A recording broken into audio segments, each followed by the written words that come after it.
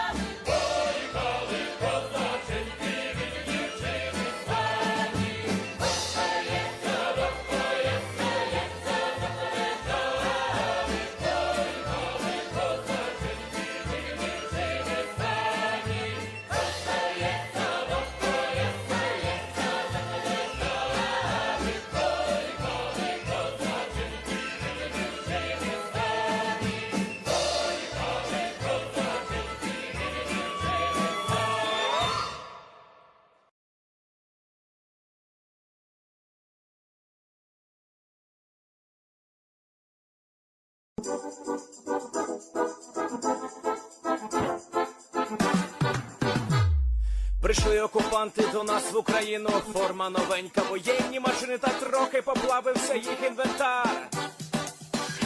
Байрактар, Байрактар. Російські танкісти сховались з кущі, щоб лаптем посьорбати довбані щі, та трохи у чах перегрівся навар. Байрактар, Байрактар.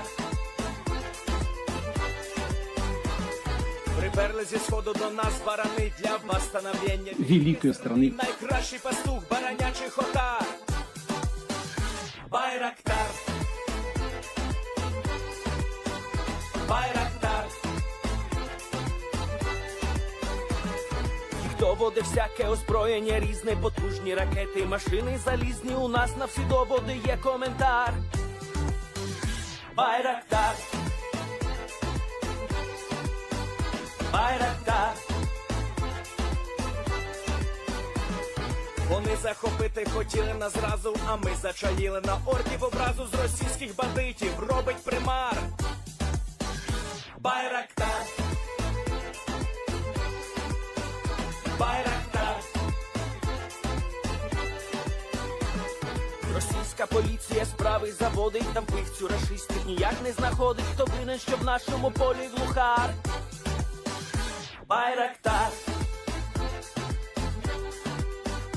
Байрактар.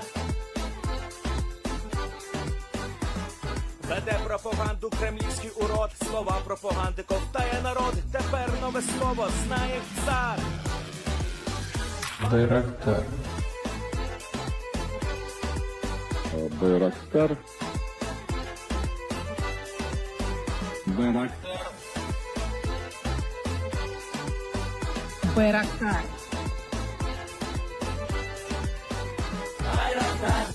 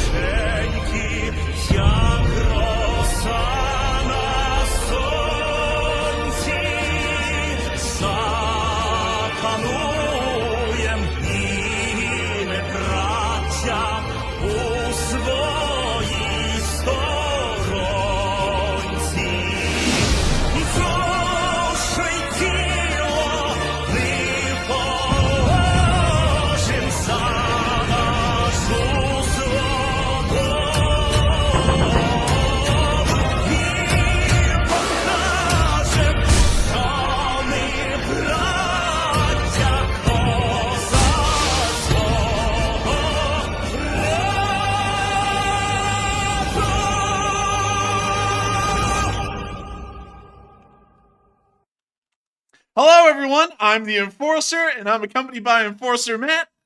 And good evening, folks. It's Enforcer Matt, and welcome back today at 527 of the news. And it's good to see you all once again. And of course, we have very big news coming out today. The best news, the best. And of course, we are going to be covering the past 24 hours of the news of the war in Ukraine. And boy, oh boy, has it been a huge day for news. I'm just going to try and cover some of the major points. The Surovikin line has actually been broken through. The first defensive line has apparently collapsed in an undisclosed location on the southern front. It appears that the Kirch Bridge may have been hit again, although we're not really sure at the moment. There was some kind of a massive glow coming from the direction of the bridge around 3 hours ago, but we haven't got any news about that.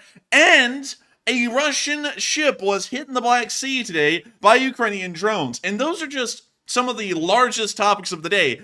It is endless as far as the breaking news has been coming out today. Probably one of the most active and most interesting days we've had in months, maybe even the entire war. I'm getting so excited over here, I'm actually choking on spit.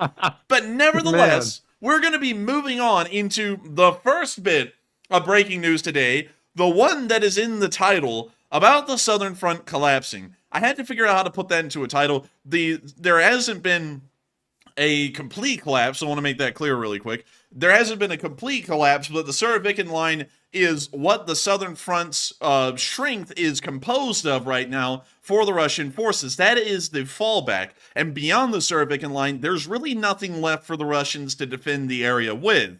And so, considering that that front line is collapsing, that is why we are saying that the entire Southern Front is collapsing. Nevertheless, let me take y'all to where we believe this breakthrough has happened. And some of y'all are probably wondering, why do you think it happened around Verbove?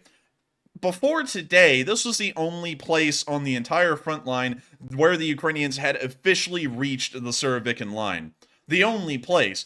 The Ukrainians may have conducted some kind of a blitz over the night and had been able to push forward to the Surovikin line in another area, maybe towards Kamyanske or even towards Huilopol.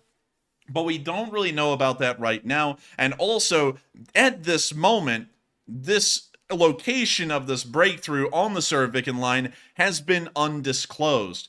So we're taking a good guesswork at where exactly this is, and from what we understand, it is near the Robotyne area. But I'm going to be taking y'all to where we got this news from, which is from the Deputy Defense Minister, Hanna Maliar. She was the first one to break the news and to, of course, read the subtitles, well, more so the caption here before we get into the video. On the main key heights, the enemy has actually built concrete engineering fortifications. This, of course, complicates the movements of our troops and the combat operations themselves. But nevertheless, although she said that, she also said that the Ukrainian Defense Forces had broken through the first line of defense on the Surovikin line and are now facing, of course, certain difficulties, but nevertheless, the first defensive line is officially broken according to Ukrainian statements. We're going to be watching this video really quickly, and I'm also going to be seeing if we have subtitles, which sadly it does not appear that we can get subtitles on a Twitter video. So unfortunately, I won't have subtitles, but I will allow y'all to listen to the statement from the Deputy Defense Minister here, as she says the statement that the Ukrainians have in fact made it through the first defensive line at the Surovikin line. And also, real quick before you play the video, real quick, PSA, the chat has been broken for about 2 or 3 minutes now. I'm not sure what's going on with it. Hopefully it'll get cleared up pretty soon. Hopefully it will, because I've been noticing that as well, and it appears that maybe we broke YouTube just due to the chat rate here, and it's completely stalled. So hopefully that will fix itself. That's a thing that apparently YouTube's having a problem with right now. But nevertheless, here is the speech. And also I'll be turning this up, so don't say anything, Matthew, because you'll be blowing out everyone's eardrums. Okay. Пробираючись крізь дуже серйозний опір ворога. Тобто це, по-перше, такі суцільні артилерійські обстріли. The chat's back. Good. По-друге, це мінування, і про це вже багато сказано. Але ви знаєте, що наші війська на півдні вже подекуди прорвали першу лінію оборони і перейшли на таку проміжну. І там вони зараз стикаються з тим, що ворог на основних чи ключових для них панівних висотах фактично постворювали бетонні інженерні укріплення. І це безумовно ускладнює рух наших військ і взагалі самі бойові дії. Ну і І на півдні, і на сході ворог підтягує свої резерви, а в них людські резерви є, ви знаєте про це, бо це величезна країна. І вони в основному підтягують зараз саме професійні підрозділи, тобто ми фіксуємо і на сході, і на півдні десант. And that is the entirety of the statement made by the Deputy Defense Minister today. But inside of that statement was one major thing that we can get from it. Of course, unfortunately, I don't have the direct translation with subtitles for that video, but it was summarized here by Kolorat in the caption here, that she said that in the south, the Ukrainian Defense Forces had broken through the first line of defense in some places. That actually indicates that it's not just a singular location like the Surovikin line around Verbove. They may have actually made it to another part of the Surovikin line and have broken through that area as well. Although that is unconfirmed at the moment, we can only suppose, through the logic of where the front lines were before today, that they broke through around Robotyne. But we are still trying to get any news and information about that, but we want to try and break the news to y'all first and foremost, because this is breaking. It just happened over a few hours ago, somewhere around 2 hours ago before the stream started, and this is huge. We also got a video that appears to possibly be from the area of the Surovikin line where the Ukrainians were able to capture 3 Russian soldiers. And we see this guy here, he was sticking him up for a minute with an RPG. This man is an absolute baller. He meant if these guys try to run, not only are they being taken out, but he will also take himself out to get these guys. But we can now see him putting down the RPG, and we can see the 3 Russian prisoners being taken right here. We can now see him switching out the RPG for the AK-74, and we can see other Ukrainian soldiers making sure to secure a perimeter around the prisoners as they continue to take them into Ukrainian custody and then process them to a prisoner of war camp. But nevertheless, this is the only video evidence that we have been able to generally locate to the area of Robotyne that shows the Ukrainians overrunning a small group of Russian soldiers. And let me make sure to turn down my audio so that way the next time Matthew talks, it doesn't blow up my eardrums. But nevertheless, but with that, it is absolutely amazing to hear that they may have possibly broken through the Surovikin line. And I actually saw someone ask a very good question, and this is one that I think was certainly needed to be answered before we even move on into the overall strategic discussion on what this means for the Southern Front. Somebody asked, what is the Surovikin line? The best way for me to explain what the Surovikin line is to compare it to pictures of First World War trenches. Let me go pull that up on the second screen. First World War trenches. Aerial view. Let me go get that for y'all real quick. So the Surovikin line is about 70-ish miles long. It spans from the area around Vasilivka and stretching all the way across north of Tokmak, all the way towards the area, I believe it stops at Polohi or a little ways behind Fedorivka, but it is 70 miles long, and the best way for me to explain it without actually getting pictures of the Surovikin line is that it's very similar to the massive trench works that you would have seen made by the Germans in the First World War. They are heavily fortified. There are concrete bunkers and installations at some parts of these trench works. They have tank traps laid out in front of the trenches and multiple layered defenses. There are 3 major lines of defense inside of the Surovikin line, and it stretches over 70 miles of Ukrainian territory here in the Southern Front.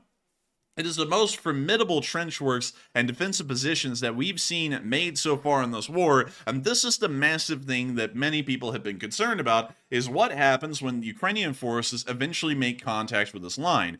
Considering that the defenses have been pre-prepared for months on end, the Russians have had a long time to try and figure out where the perfect killing fields will be on this defensive line, where to funnel Ukrainian soldiers into, and how to try and trap Ukrainian forces in an offensive. And that is kind of the entire concern, but that concern is being completely blown away today as they made contact for the first time ever with a Surovikin line last week, and now they've already broken through the first line of defense, which is clearly showing that either the Ukrainians are just the best at warfare, or the Surovikin line isn't that big of a deal. And I believe it may be a combination of both. It may be that while it has been massively prepared and has spanned over months of time preparing these defensive works, the Russians may have not really been able to figure out how exactly to make the defensive positions work effectively.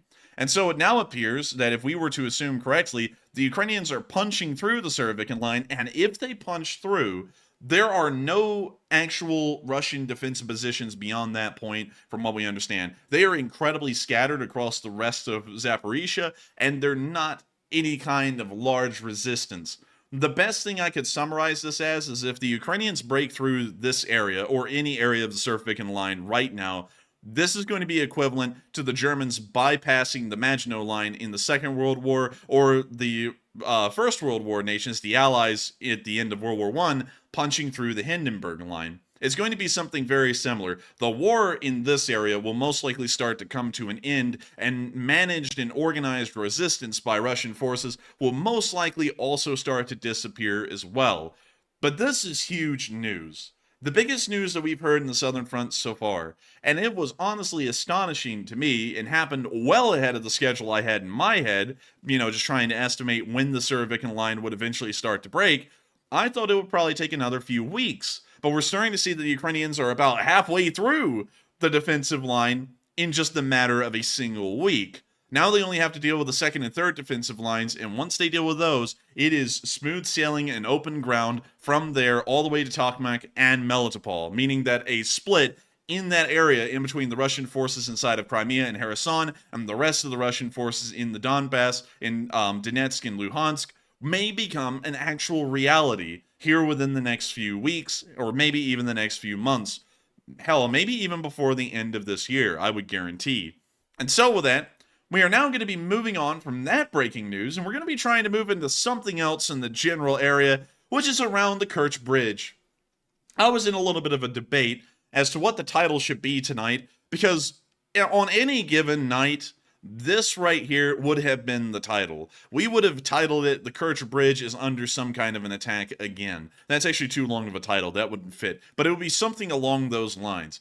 Nevertheless, a picture has come out just not too long ago, actually, showing a massive orange glow. This was only 5 hours ago, coming from the direction of the Kirch Bridge.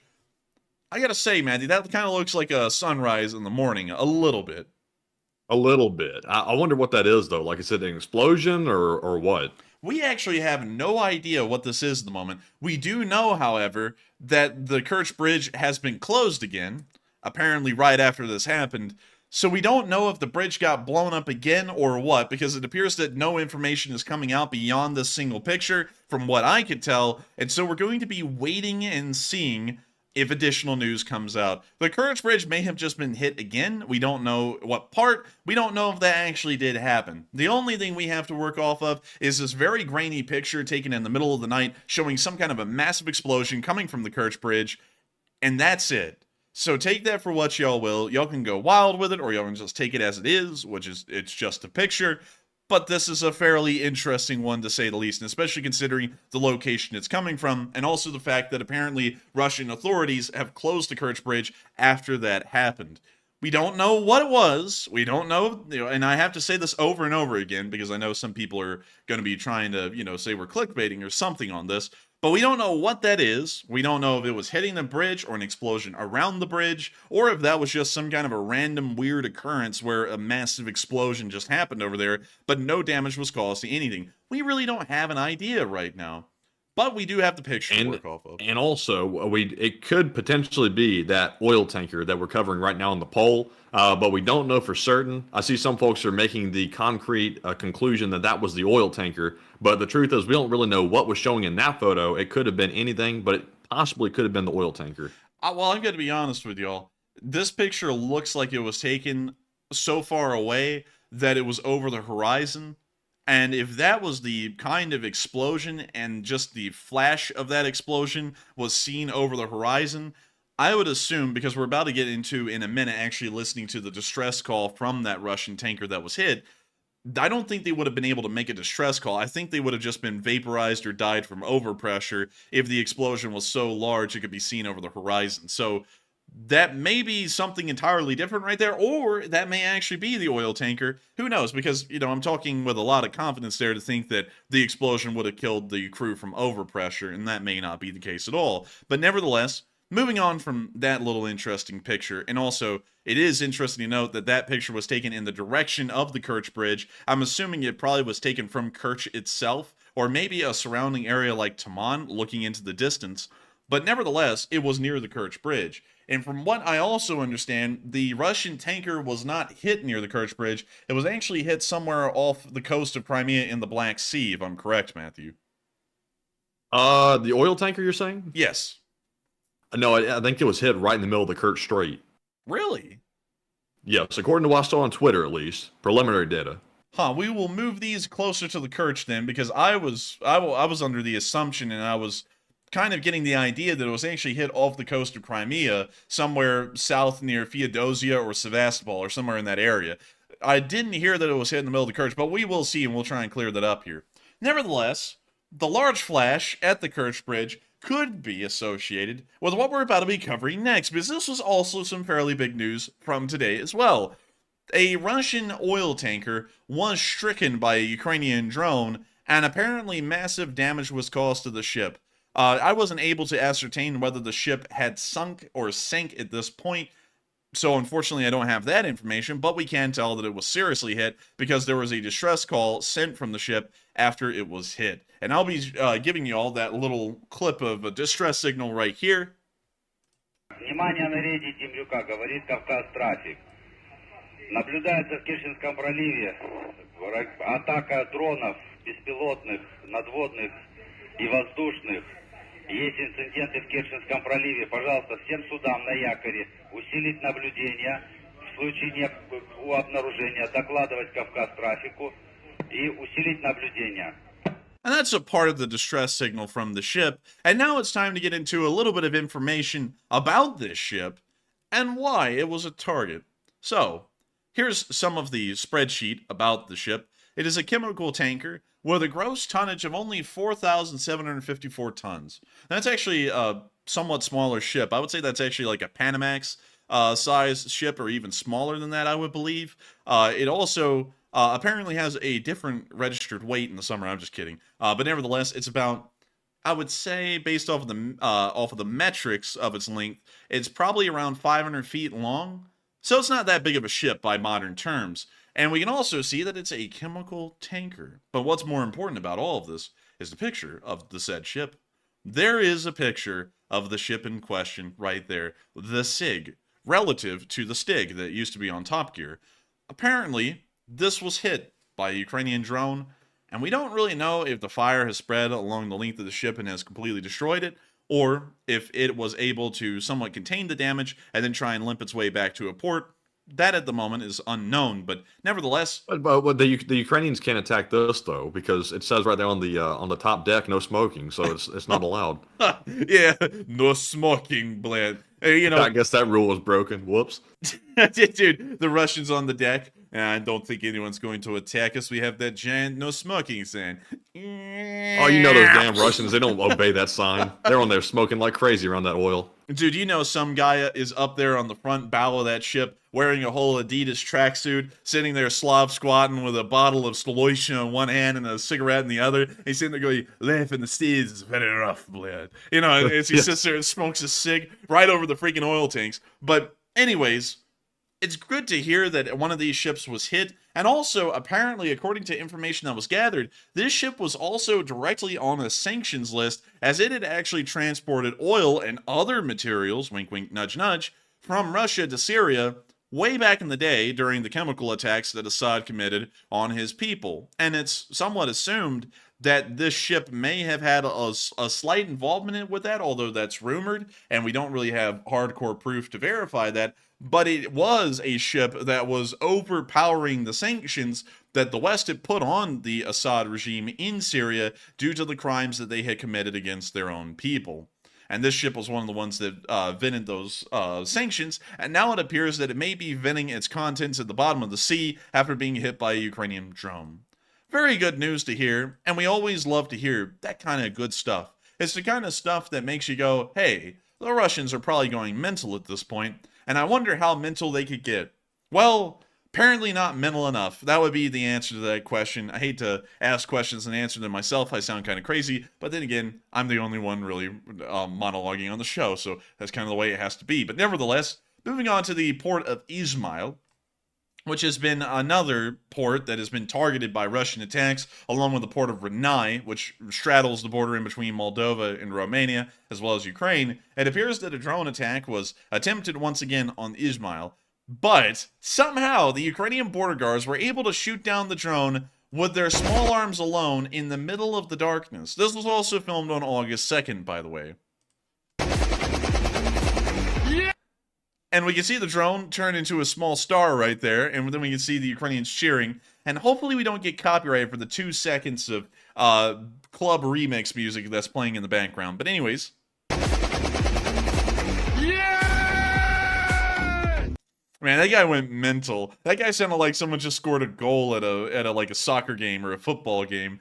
But still, you gotta understand why he's doing something like that, because blowing up a drone with simple small arms fire is pretty freaking wild. I mean, you know, that's pretty impressive. And the fact that just the pure statistical odds of being able to hit that drone without even a spotlight on it is pretty hard. And I've got to say, love to see it, and great to know that Ukrainian air defenses, even in its most basic form, has been able to shoot down drones like these, trying to target the port of Ismail. With that, we're now going to be moving on from the port of Ismail. Once again, really cool video to see. And we're now going to be moving on up towards the border of the Baltic states with Latvia and Russia, and also Latvia and Belarus as well.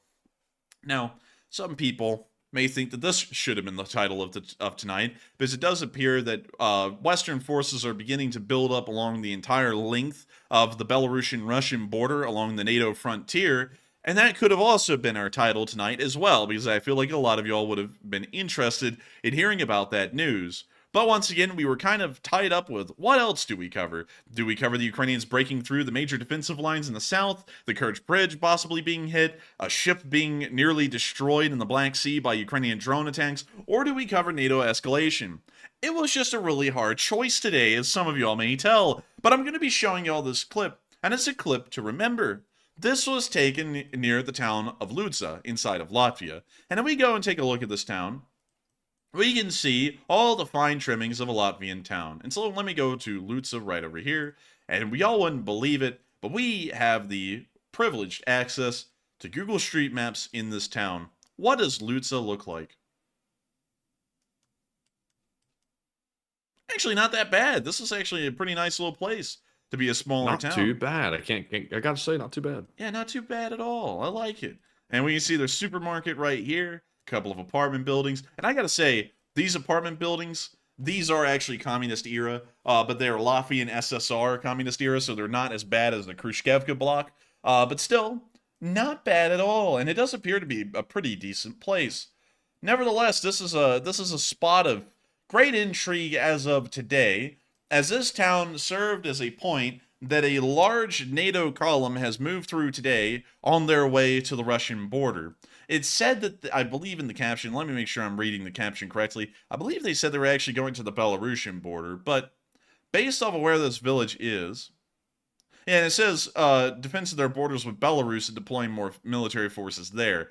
The thing is that the Belarusian border at this point, at Ludza, is actually farther away than the Russian border, so they may be moving towards the Russian border instead. We're not exactly sure. But here is a large Latvian column moving through the town.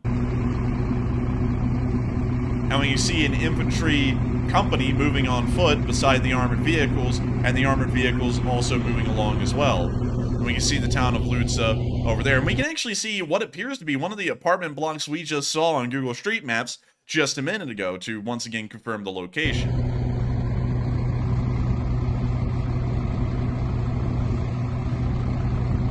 Nothing like seeing some military columns like strolling right through the middle of town. And nothing like seeing it. And I also just saw someone say, optic! If you didn't notice, this was actually uploaded by United 24 and was also filmed by one of the cameramen, most likely media personnel of this unit, to show that they are moving forces towards the border. This is a deliberately made video. This wasn't anything, inherently trying to violate OPSEC. This is something clearly trying to show that NATO forces are on the move, and the Belarusians and the Russians may not want to try anything hasty because there are forces now ready to meet them that are beginning to move to these border areas and are getting ready to defend their nations and the NATO alliance as a whole. And I gotta say, this was a really nice little video right here. And I also like the fact that these soldiers are walking down the sidewalk because it is rated for pedestrian traffic. And it's great to know that they are using the proper venues and walkways to be able to move their forces. And so, with that, we're going to be moving on from that little clip.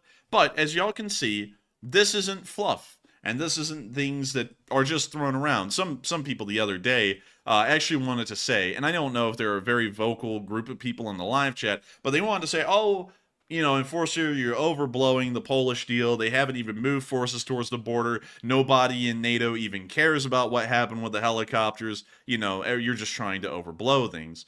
But the thing is that on this channel, we try and cover the news as it is. We don't really try and puff it up. We don't really try and tone it down. We just report it as it's coming out. And sometimes that does end up being a little bit over-exaggerated. For example, when the spy chief of Ukraine, Budanov, said that the Zaporizhzhia nuclear power plant was going to go and melt down in a week, and now it's 3 weeks later and it never melted down. That was one thing that I would say was a little bit overblown, but once again, we were taking the news directly from the source.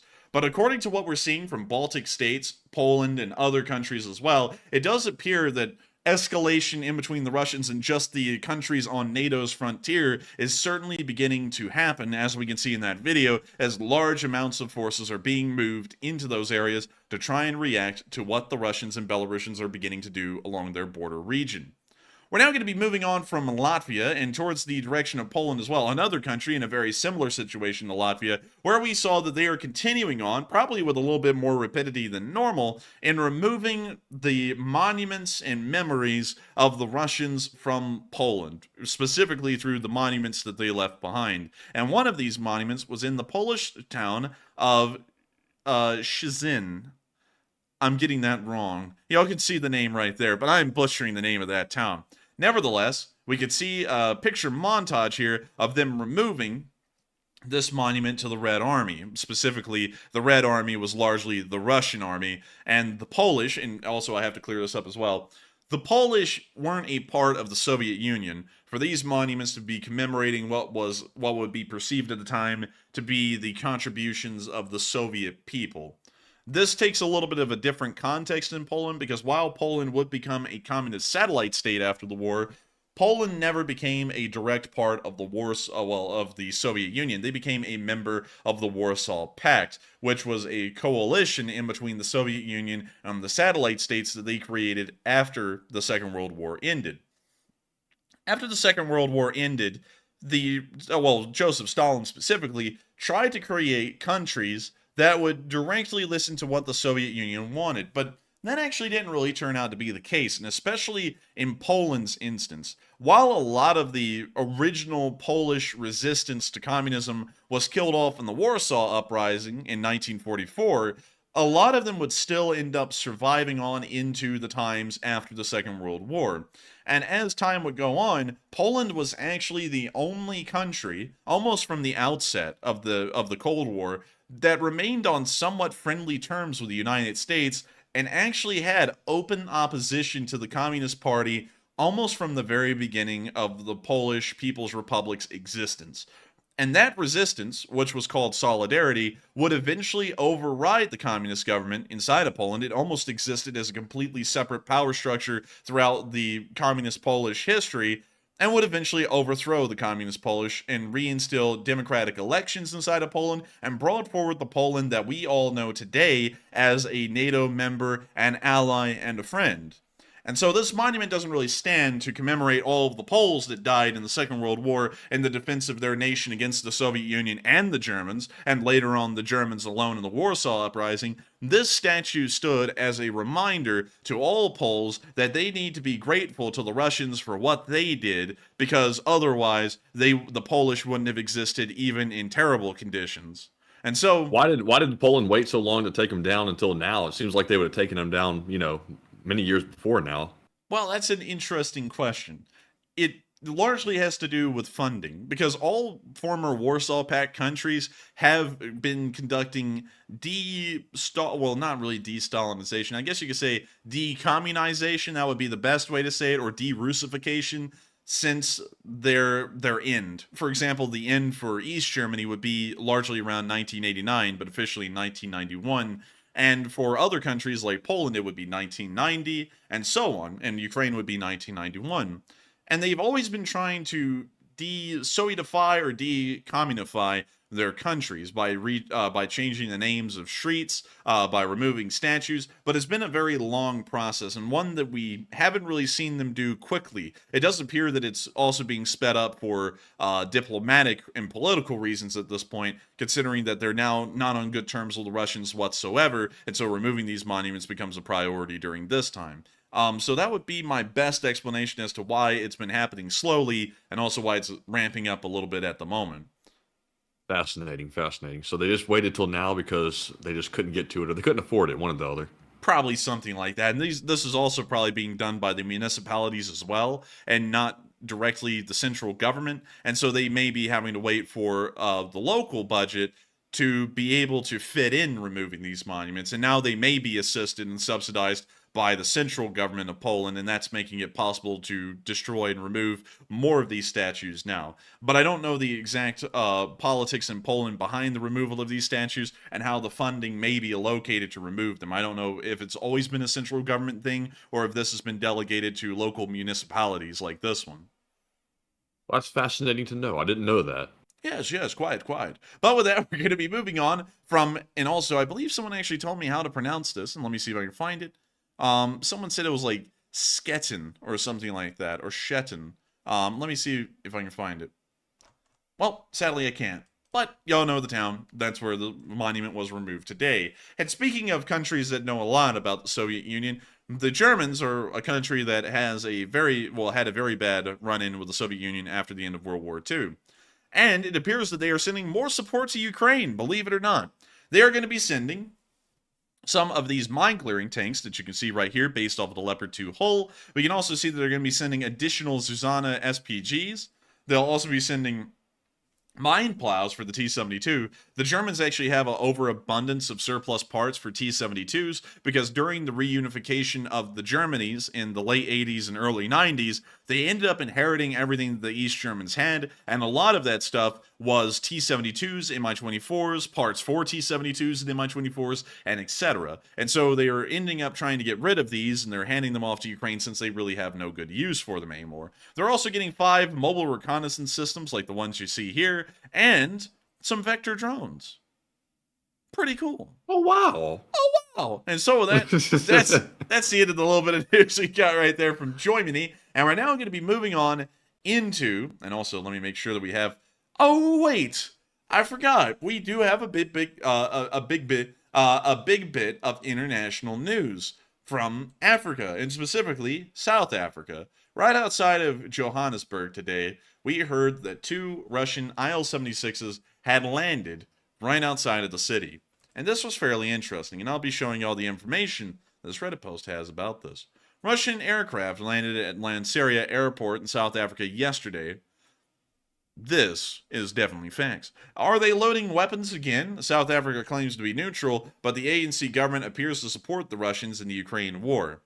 Of course, it's a little bit of a hypothesis or an idea or a rumor that these Russian aircraft are there picking up weapons from the South Africans. It may also be the case that they are exchanging diplomatic crews from embassies in the area, or they may be on a diplomatic mission and dropping off Russian diplomats, although they usually fly an Ilyushin 96 passenger aircraft instead of the Ilyushin 76 military transport aircraft like we see here.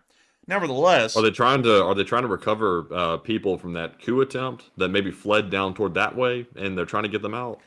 Yeah, I don't know, because that would be a far way to go. Niger it would be pretty far. Yeah, Niger is quite a far way. Yeah, Niger is in the middle of Africa. It probably would have been easier for those failed coup members to try and flee to a country like Chad or Sudan instead of flying all the way south through Africa, or making their way all the way through Africa and through all of the strife, warlords, and so on that exist through many of these countries, all the way down to South Africa to then get transported out there. So I don't think But that's man, the you case. know those Russians though. Once they get scared, they take off running, and I wouldn't put it past them. Might run across the entire continent of Africa if they got scared enough. Dude, it's like that song. I don't know the lyrics of the song, but it's like the one that goes na na na na na na na na na na na na na. I don't know what it is, but anyways, it's like, I ran through the warlords of Nigeria, and then I ran through the warlords of Cameroon, and then through the DRC and Angola and Zambia, and then Zimbabwe or something like that. But anyways, they would have to go through literally everywhere. Poachers in the DRC, militant groups out there as well in almost every other country, because while a lot of these countries in Central Africa have clearly defined borders on the map, central government control in some of these places hasn't really been founded well enough, and so there are militant groups that exist inside of these countries that kind of control the whole area. In some certain instances, they actually have more control than the central government, period, in some of these locations. And so for them to be able to travel overland from Niger to South Africa, they not only would have had to have passed through multiple borders of these countries, they would also have to deal with almost every single warlord on the way. And who knows how many there would have been, depending on the route they took. So I would say they probably aren't there to pick up the guys who fled from the coup. I think they're there either to pick up weapons or to switch out diplomatic crews, or they're on a diplomatic mission to South Africa, which is a BRICS member, so it would make a little bit of sense for it to possibly be a diplomatic exchange. But it is still interesting nonetheless to see that 2 of them have arrived, and we don't know their intentions, and it appears that the South Africans are not being forthcoming with the Russians' intentions with these aircraft either. And so with that, we are now going to be moving on from the news in South Africa. And also, by the way, someone just pointed out, and that's a good point, like the little lyric thing that I sung out, that was actually about whoever that person was singing the song, they had never met a nice South African. Like, everyone from South Africa was rude. So that's kind of funny because it kind of ties into what we're talking about there down in South Africa. Nevertheless, we're going to be moving on from that news and on up north to Kyiv. Because while we've had massive news today, I feel like we have to break that up every once in a while with some news that isn't exactly massive, but it's still interesting to see nonetheless. This is a pretty cool kayak. And I'm not saying that that's definitely a topic change, I gotta say. Yeah, this is not your normal kayak, by the way. This thing has been souped up a little. And so, here's the clip. Or more so, the picture. It's a kayak with a UAG-40 automatic grenade launcher mounted to the front. Now that's not your dad's kayak. That right there is a sick kayak. I gotta have one of those. Man, imagine being a Russian and you hear like the sound of paddles in the water near to you, and you don't get up and look and you go, that's just some kind of a stupid tourist kayak, and then you hear, dum, dum, dum, dum, dum. Oh my god! It's like this is maximum stealth right here. I don't know what it's doing on the Pripyat River. That's pretty close to Chernobyl. But they have one of these things rolling up and down the river right now. And I just thought it was a really cool thing to show y'all, because who the hell has ever heard of an armed kayak with a grenade launcher mounted to the bow? Not many people. If the Ukrainians ever talk to an American, like about, oh, bliat, these kayakers are getting out of hand, bliat, we'll be like, what? What are you talking about? And they'll be like, well, they're armed with grenade launchers, bliat. The kayaks. Man, my goodness. I've never seen a kayak with a weapon on it like that. That's crazy.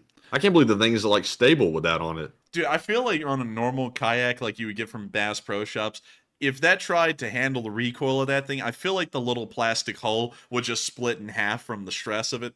Like, I honestly it probably feel like would. Yeah, so this thing's got to be reinforced or something. But really neat to look at regardless. And I just had to show this to y'all because you don't see wacky stuff like this often. And so with that, we're now moving on from that pretty wild piece of news, and we're now going to be moving on into our location unknowns. But before we do, the live chat has been going crazy throughout the entire night.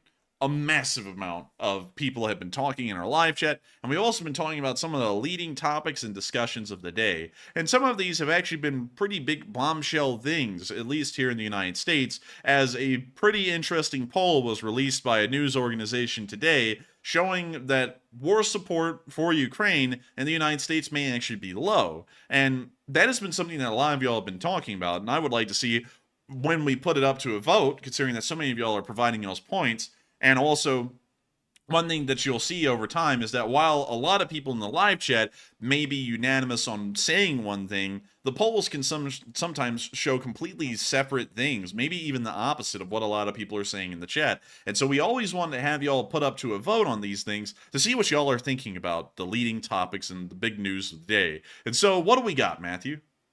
All right, so moving into our first poll segment, we did start off with that very hot topic for our first poll, which says new poll data shows that the majority of Americans oppose more aid for Ukraine, and what is your opinion?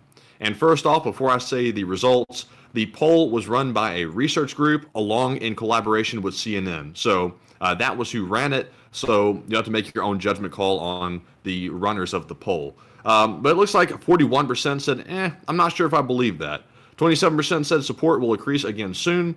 24% said support will continue to decrease. And 9% said unsure. And on this one, I am not really sure how to explain this if we take the poll at face value and we assume that it was done properly and accurately. I'm not really sure why more Americans would be opposing aid to Ukraine. I haven't seen anything really change to cause something like that. There's been nothing really negative happening in the war, except for Ukraine having to fight a very difficult counteroffensive, but nothing, bad in Ukraine's favor. So I'm not sure exactly what is up with that. So I'm kind of unsure. But Enforcer, what say you? I would have to say, starting off, all of y'all know that I'm not really a big fan of any of the major news networks, Fox, CNN, MSNBC, ABC, and etc. So keeping that in mind, I usually have a problem with how they run polls. And they always use a third-party company whenever they create polls, there's never one made by them independently. They always try and outsource it to a third party in collaboration with the news company, and then they publish the polling results. But one thing that, of course, many of y'all have seen over time is that their polling results almost never really show the actual reality of the situation. I don't know why that is. I don't really know if they try and find ways to skew the polls or what. But I've always noticed that at least over the past 6 or 7 years that I've been paying attention to the polls that they run, almost nobody gets them right, whether it be Fox or CNN, which are the two opposite ends of the spectrum as far as news coverage and their lean goes. I've never really seen them ever get a poll that's dead on the nail with what people think. It's either heavily skewed one way or the other, or it's meant to incite fear or panic amongst a group. I would have to say that I largely have distrust of polls run by major news companies. They're not like our polls, where we put them up in the live chat and people vote on them live. These are just kind of made in the background somewhere, and then they just pull them forward, and we have no idea who was out there filling out these polls. I mean, what if they went to the most anti-Ukrainian part of the United States and they polled there? The results will be skewed. We don't really, I've got to be honest, we don't really know how they collected the information for that poll. We just know that they polled a certain population and that was it. And also another thing is I did take political science, and I honestly hated the polling courses that we had to take and the lessons on polls. Polling is definitely not an exact science, and there's always a margin of error on every single poll. And on this one, I don't know how large the margin of error was on it, but it's possible it could have been over or under majority. So that was their, I guess, average or median was 55% opposed support for Ukraine. But in reality, like I said, it's not an exact science. So it could have been skewed, it could have been improperly conducted, or it could be accurate. It's just hard to tell with polls. That's why you really need a larger sample to be able to know if it's accurate or not. And I would certainly agree with that. And I've got to be quite honest as well. I haven't really seen support for Ukraine waning. I've seen a lot of things in public that shows that people still support Ukraine as strongly as they do now. And of course, that's just a qualitative observation. That's not a quantitative one, because I'm not going around polling people every day on that question. But nevertheless, I've seen a lot of Ukrainian flags on cars. I've seen a lot of Ukrainian flags flying over businesses, houses, and so on. And so that doesn't really lead me to believe that people are supporting Ukraine less, or there's actually been a switch in support for Ukraine in this country. And also, it's interesting to hear that poll, from what I'm understanding, didn't have a middle ground option where people thought the support to Ukraine was just fine or anything like that. You were either all for supporting Ukraine or you just weren't. And very rarely are polls structured like that. There's usually a third option, like our I don't know option on every single one of our polls, where you can kind of take a cop-out option. And that wasn't there on that poll. And so with that, I hope that addresses What was that. the pause about? Oh, well, I was thinking you were going to add something in there. I was like, maybe you want to add something in. But with that, we are on to the next one.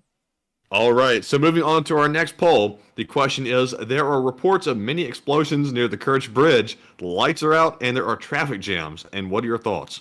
58% said Ukraine carried out a second major attack, 19% said unsure, 14% said it's just a routine attack by Ukraine, and 9% said, it seems like something else.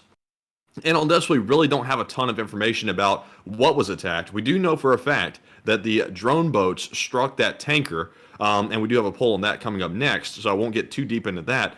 But the attack on the bridge, it's kind of unclear if it was actually hit with aerial drones or not. We'll have to wait and see when more info comes out. But there does appear to be a series of explosions that were heard by eyewitnesses around the area, so it's definitely possible. But Enforcer, what say you? I would say that it's certainly possible that the Kirch Bridge has been hit again, but we also haven't gotten any video evidence to corroborate that idea. And usually whenever the Kirch Bridge gets hit, we get video evidence within the hour. So I would have to say it's a little bit up in the air. I'm not really sure right now, and I'm honestly going to have to wait for more video and picture evidence to come out to make a definitive statement about what that giant flash was near the Kirch Bridge. And so with that, I hope that does address that fairly well, and we are on to the next one. All right, and our third poll says a Russian tanker is reported damaged in the Kerch attack. And did Ukraine intentionally target that vessel? 59% said yes, Ukraine intentionally hit it. 25% said it's too early to tell. 13% said unsure. And 3% said no, Ukraine did not intend to do it. And if I am correct, I believe Ukraine said a while back that they are going to consider ships going up to support Russia as military vessels. Correct me if I'm wrong on that, Enforcer, but that's what I recall. And it looks like Ukraine is starting to carry out that promise, and they are attacking this vessel. It looks like it was intentional. I doubt it was an accident. I'm not sure how you accidentally hit a oil tanker like that. So I would say Ukraine did it on purpose. And personally, I don't see anything wrong with it. If it's being used to carry out Russia's war, then it's a legit target. But Enforcer, what say you? I would say that ships of any kind in a war zone are a strategic target. They are carrying vital supplies for a nation's war effort, and so hitting a ship like that is perfectly within the normal bounds of war. It would be similar to saying that in World War II, the United States couldn't attack Japanese shipping, or or really anyone could attack any enemy country's shipping for some reason. That wouldn't make any sense. Those supplies and cargo on those ships are parts of war efforts and therefore can be destroyed under the rules of war. Of course, there are civilian crews on board, but in those kinds of instances, they're kind of just considered collateral if they end up being taken out. I know that kind of sounds not so nice, that's not the heckin' chonker up dude answer, but nevertheless, that's the real life answer, is that if you are a sailor on board one of those ships and you're at war with another country, you do run the risk of being hit, torped, blown up, and if any of the crew members get killed, there's really no protest that can be made. That is the cost of war and the cost of running a ship through a war zone. But with that, I hope that does address that fairly well, and we are on to the next one. All right, and we are fresh out of polls. So with that being said, we're moving on to our Super Chat questions. And no cap, we're moving on. And up next, we have a $50 Super Chat from Alan Will 2. And thank you very much, Alan, for the support. And I believe that might be his first time supporting the channel. If I am not correct, please let me know. But thank you very much for that support. And Alan says, cheers for Ukraine. And Herom Slava. And Slava Ukraini. And cheers for Ukraine. And thank you so much for the support, Alan Will, and helping this channel to keep on running. Folks like you who support this channel help us to be able to do this as a job each and every day, day in and day out. And so thank you so much once again for supporting this channel and helping us to keep it running. And with that, we are on to the next one. All right, and our second Super Chat goes to Walter A. Lakota Jr., who puts in a $50 donation as well. And thank you very much, Walter, for the support. He says, Aloha, Enforcer, Enforcement, and LSA from OG Ellison Bosun. Yes, the Russian oil tanker was probably in ballast and probably at anchor awaiting cargo in a port, and a drone hit in the aft or stern area will probably cause an explosion of the ship's fuel tanks. And I thank you so much for the support, Walter. And you are the merchant marine here. And so you are certainly the expert on the subject. And that may have been the case as well. But from what we understand, I believe the ship was actually underway when it was hit. So still, nevertheless, I do think it was most likely probably hit towards the stern area. And that may explain the picture of the large flash, because it also does appear that all of the information we were able to just get a second ago, it does show that that ship was hit somewhere in the Kerch Strait itself, and so the explosion of fuel tanks on that ship may have made it look like the bridge was being hit, and that also may be why they closed down the bridge, is because that ship, after being hit, may have gone adrift or something similar, leading it to possibly hit the bridge, and so they closed down the bridge as a precaution and also shut everything else off. That may be what actually happened, putting everything together.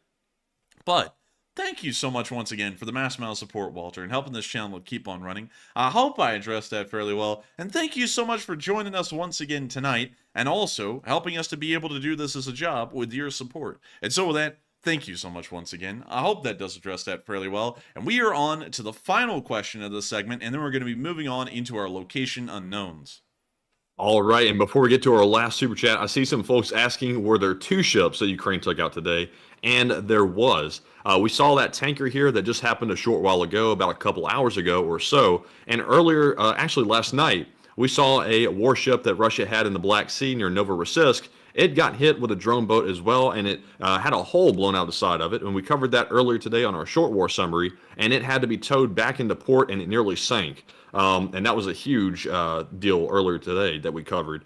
So Russia has not had a good time with their ships, and they're actually not keeping up with the threats very closely either, because they're getting hit left and right. Man, they're getting hit. Let me think of something that gets hit a lot. I'm trying to think of something that will be clean, PG, and sterile, so that way people don't get violent or anything. I can't think of anything about that. You know, anyways, with that, we are on to the final one. So, what do we got? All right, and the final one goes to Santiago Flores, who puts in a $25 donation, and thank you very much, Santiago, for the support. And they said more for the Law School Coffee and Pizza Fund, and cheers. And thank you so much for the support, Santiago, and also spreading out the funds there into 3 separate funds. I mean, that's a lot of funds for funds. And I gotta thank you so much once again for the huge support, Santiago, and helping this channel to keep on rolling. You support this channel almost every single night, and folks like you help us to make this possible, for us to do this as a job each and every day. And so thank you so much once again for wishing us the best, and thank you so much for throwing in some support to our funds, so that way we can keep everything going in the background. And so with that, thank you so much once again. I hope that does address that fairly well. And with that, it is now time for us to move on into the location unknowns. Starting off with our first one, where we saw that some Ukrainian forces had survived a Russian shelling, but came out the other side A-OK. Check it out. Да. Попадання прямиком. Все, нема позиції. Фу. Всі четвером чудом вижили. You see them showing their position after it's been pretty rattled by the shelling. Спрячься поки, не йди сюди. Я хочу, блядь, оружие достать. Оружие, там телефони, вся хуйня. З якої сторони, як я туди залізу? We see that everything's been thrown around and the trees have almost been flattened, and with that's the end of the clip, but very lucky that these guys were able to survive the entire ordeal. With that, we're now going to be moving on to this video of this very cute Ukrainian trench cat. Check it out. От так, воїн, правильно, неси службу, а то вимивається, ти диви. Кузя, Кузя, Кузя. Правильно, не отвлекайся, хоть и командир зовет. Man, I got to say this, because I'm thinking that the whole time. It's kind of dark, but that thing better get down from there before it gets sniped. Dang, man. All right, way to kill the cuteness of the video. But very Goodness, cute. that thing's in danger. Very cute cat. And I think that's what they call an organic ground-based radar system. Very cool. Or food, if you're the Russians. Oh, yeah. Dang, man, you're going ultra macabre tonight, aren't we, huh? Aren't we? We're trying to keep it cute, and you're sitting here talking about eating cats. But anyways, moving on from that, and moving on into our next clip, this one is a really interesting one, and is actually made by the folks over at United 24. And this is talking about why they need ATACMS. It's a very interesting video, and without further ado, here's the clip. the beginning of the full-scale invasion, the title of game changer has been handed out like hors d'oeuvres at a banquet. By us here at United 24, by others, Mickey. by everyone basically. Copyright And lawyers. still, after all these predictions, the game seems to be the same. The war in Ukraine, sadly, continues. But, in fact, without all these new modern weapons, the situation we are in now would most definitely be very different, and not in a good way. The game, at least if it was in any way in the beginning dictated by Russia, has in fact changed quite a bit. And there is maybe no piece of equipment that best stands as an example for this change than the HIMARS. Welcome to Talking Tactics, where this week, on the one side, we would like to pay tribute to a true game changer, regardless of the overuse of the word, and secondly, we want to take a quick look at the ATACMS surface-to-surface missiles for the HIMARS that Ukraine has been asking for since the beginning of the invasion. The name couldn't be more American, but their use for Ukraine stands without question. So, let's get right to it. HIMARS, which stands for High Mobility Artillery Rocket System, is used by various militaries around the world and is produced by the US-American company Lockheed Martin. It's highly mobile and, depending on the ammunition used, can deliver precision-guided rockets to targets at large distances. The exact number of HIMARS currently in service in Ukraine is not really publicly available, but according to sources like the New York Times, there are at least 20 in operation. The first HIMARS were delivered to Ukraine in summer 2022 by the US, and their effect was felt almost immediately. Firstly, their mobility allows for rapid deployment and relocation, making them difficult to target. They also have a long range, enabling Ukrainian forces to strike targets deep within enemy territory, such as warehouses, depots, but also barracks and supply lines.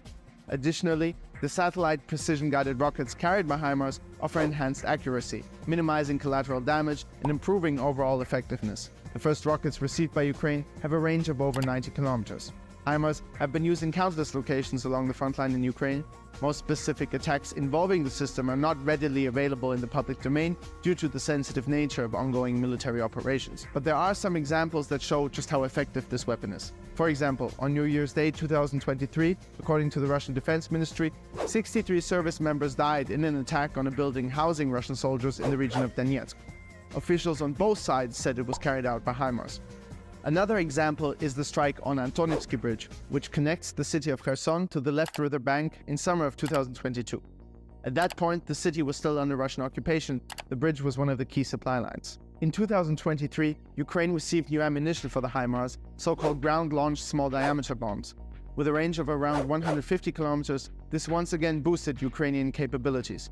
The HIMARS have achieved cult status. And also, if we notice again, in this video, they once again confirmed that the Ukrainians have had ground-launched small-diameter bombs for some time at this point.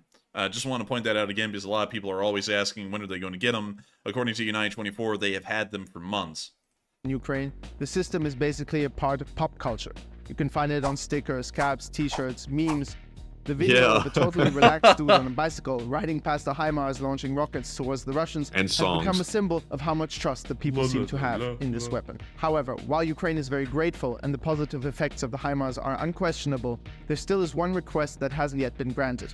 The ATACMS, or Army Tactical Missile System, a type of surface-to-surface missile system designed to engage and destroy targets at ranges of around 300 kilometers, potentially doubling Ukraine's range with the HIMARS. According to the New York Times, the Biden administration is quietly debating whether to send ATACMS missiles to Ukraine. Now, while filming this episode, the ATACMS were not yet greenlit. But regardless, there was and still is a lot of discussion about which is better, ATACMS or the Storm Shadow, and that because the latter has a lot of advantages, the ATACMS aren't that needed in Ukraine.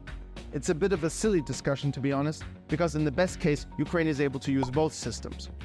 Without any disregard for the Storm Shadow, which has helped Ukraine a lot, the ATACMS have a slightly longer range, since the export version of the Storm Shadow has a reduced potential strike range of only around 250 kilometers. The HIMARS also possess a high level of flexibility for both conventional and non-conventional warfare scenarios because they are ground-launched. It's not that a plane isn't much faster and much more maneuverable than a truck, but if you think about it, every time you want to launch a Storm Shadow, you need to spare an airplane. That is connected to a lot of different issues. You need more manpower, you need more maintenance, and it's a lot more expensive.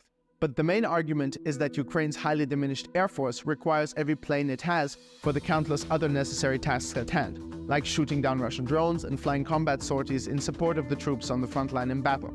The delivery of the ATACMS would consequentially relieve the air force somewhat, which potentially can save many lives.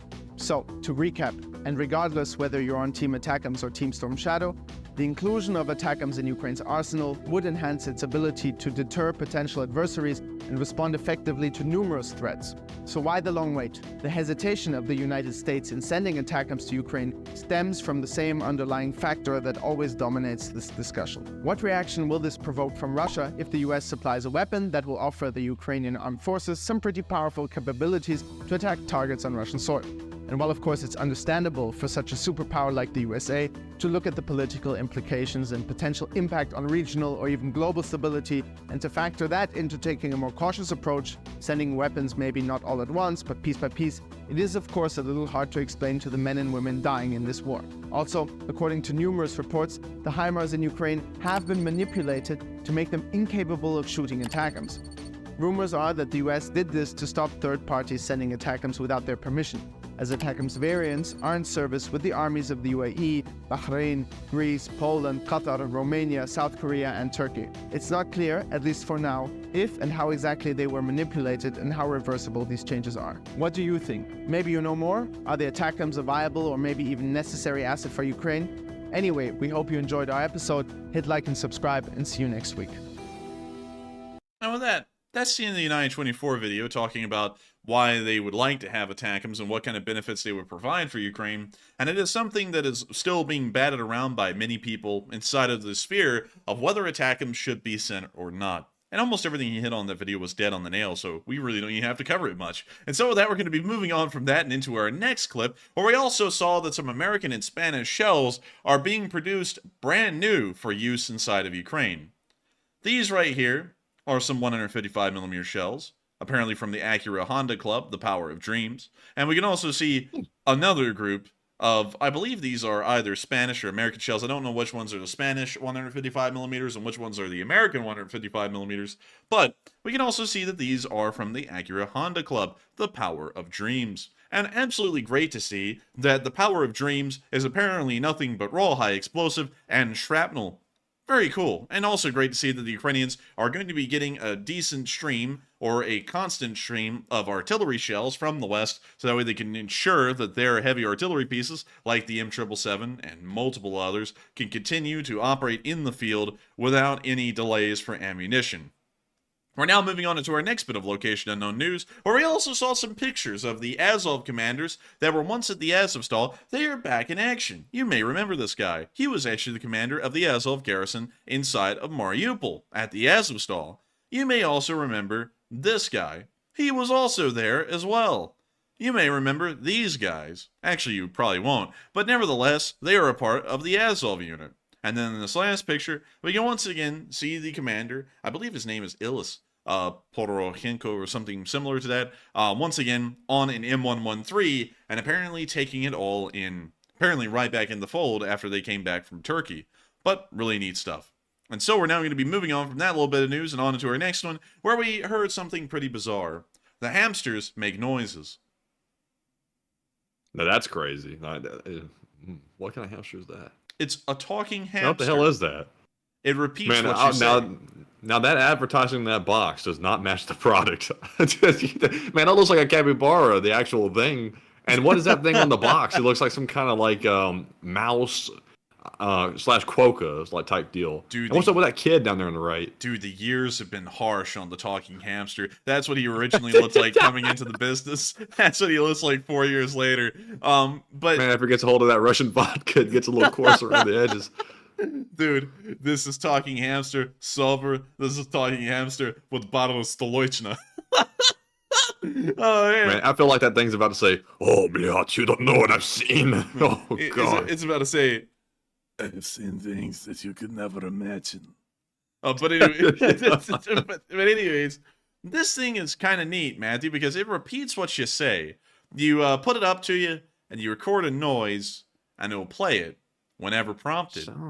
Sounds like that thing that was banned out of the Pentagon a while back. The Furby? Yeah, sounds similar to that. Well, you're almost dead on the nail, but the Ukrainians have found a new way to use these. They're dropping them on the Russians. For why? Why? Well, I'll tell you why. You know how it repeats what you say, and you just have to click the record button in the thing, and it records a noise? Yeah, they got it saying something nasty. Well, the Ukrainians are recording themselves giving out commands and the sounds of twigs breaking and leaves rustling like people are moving around, and then they fly this thing out there and drop it near a Russian trench. And the Russians don't know that this thing has been dropped nearby, but this thing starts to play the noise of Ukrainians giving out orders or the sounds of twigs breaking and people walking through the woods, and it's freaking the Russians out because they don't know if that's really the Ukrainians coming up on their position or if that's just some random talking hamster that's been dropped off near their trench. And I'll be reading. Dang, man, that's kind of like a modified version of what we tried to do in Vietnam with the speakers in the forest and stuff.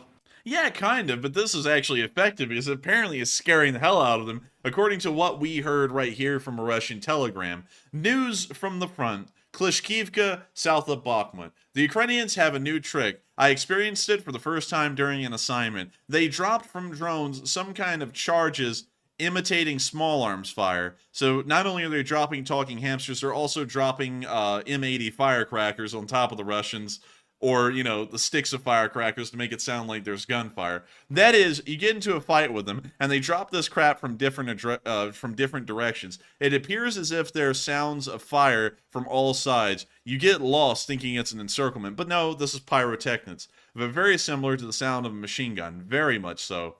Also, for the first time, I saw children's toys scattering in the woodlands, like a hamster repeater. It copies sound and makes the same sound. Then it turns into a chain of sounds, including steps and crackling of branches, not to mention commands and conversations. It's an alarm. Ukrainians are already aware of you while you're walking, and you also get lost due to all the sounds around you. Man, they were really screwing with them bad. Dude, the Russians are sitting there in their trench and they hear a twig break and they're going, it's not a Ukrainian. It's not a Ukrainian. They're getting inside of my head. They're getting inside of my head. And it really is a Ukrainian outside that time. But apparently, the Ukrainians are going absolute mental psychological warfare on the Russians at this point. And all it takes is $8 and a talking hamster, and you can actually commit psychological warfare on the quote-unquote second greatest army in the world. I'm not going to lie, that's actually really smart and really creative, whoever came up with that idea. And the Russians will never really be able to tell. They'll never be able to come up with an actual reaction to this because they'll never know if those sounds are real or not unless if they investigate it every single time. And that is going to fatigue them into checking on those noises, and they're eventually going to go, that's just a talking hamster. And it's actually going to be a Ukrainian squad moving up on them. And so that is pretty ingenuitive. I've never heard of anything like that in warfare before. That is a first. And I think that the Ukrainians are certainly starting to show how creative they really can be when it comes to giving themselves a little bit of an upper hand advantage. But I also want to go back and show you all the picture of that talking hamster again, because that thing really does look like it's had some rough years. It does, man. I'm sure that adds to the psychological effect when you look at this hamster and it's like saying like crazy things like, oh, over there, look over there. Man. They're probably looking at this hamster thinking, no way, bliat. And also, it's a Bing Shilling hamster at that. That's even worse. It's from Quifu. Yes, you know it's from Alibaba. Man, you know, you get this hamster and you remove the voice box from it, you know, so it doesn't continue to repeat the lines. And then it's just sitting there in the corner one night in the pitch black and you hear, I used to have a washing machine as well. And that's it. And you're just like, oh, what the hell? Is that thing alive? But anyways, with that, we're going to be moving on from the hamster of nightmares, kind of like the power of dreams. That is the power of nightmares right there. And we're now going to be moving on into the Russian casualty report for the last 24 hours. Oh, they got 3 again. Yes, sir. Hey, Brenda put in 3 for Matt. Hey, Melissa Smith, hey. 3 for Matt. Hey, hey. Brad put in 3 for Matt. Hey. Hey. And KJ, he put in a card. Wait, that looks a lot like Mosul will work. Look at that. Oh man. Look at that. That looks just like Miss Awergi. It does, very close. Yeah, very, very similar. Well, it looks like if Mr. Corgi ever gets lost, we know where to find a replacement. Hey! 3 for Matt! Hey! In the grave! And the memes just keep on rolling in like the Russian Bobcat. Hey! Edward put in 3 for Matt again. Hey! Nice. Liberal, whoa, hey! Almost political. Liberal Mao. Chairman Mao, hey! 3 for Matt, hey! Margaret. Let's cut down on the war crimes, yeah! 3 for Matt, hey! Adam L. Vice, 3 for Matt, hey! Lauren, 3 for Matt, hey! And I'm getting, honestly, my voice is wearing out there on that one. I'm not going to even lie. But anyways, 3 Bobcat skid steers were destroyed, 640 Russian soldiers were liquidated, 15 APCs destroyed, 20 supply trucks, 4 tanks, 19 artillery systems, 27 drones, 1 anti-aircraft warfare system, and of course the 3 Bobcats. All in all, today was a really good day as far as the losses went. And I gotta say, hopefully the Ukrainians can keep these numbers up. And so with that, we're now going to be moving on from the Russian casualty report and on into the northeastern front lines where we've seen some action. We didn't see any frontline advances today, but we did see some action. For example, they've found more hiding Russians.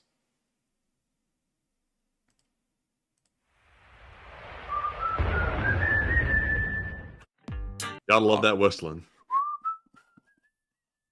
But anyways, we can see the little drone flying over. We can see that they found a Russian. And I don't know why, but it's hot in this room. There's like no air. So let me turn up the fan. Turn on the AC. Man, you know the AC don't work in this room. It's got no ventilation. It's got 1 vent. Yeah, it's got 1 vent for this whole room. But when you see them lining up the drone bomblet onto the Ruski... Oh, that was a hit. That was a hit right there. They sank the battleship.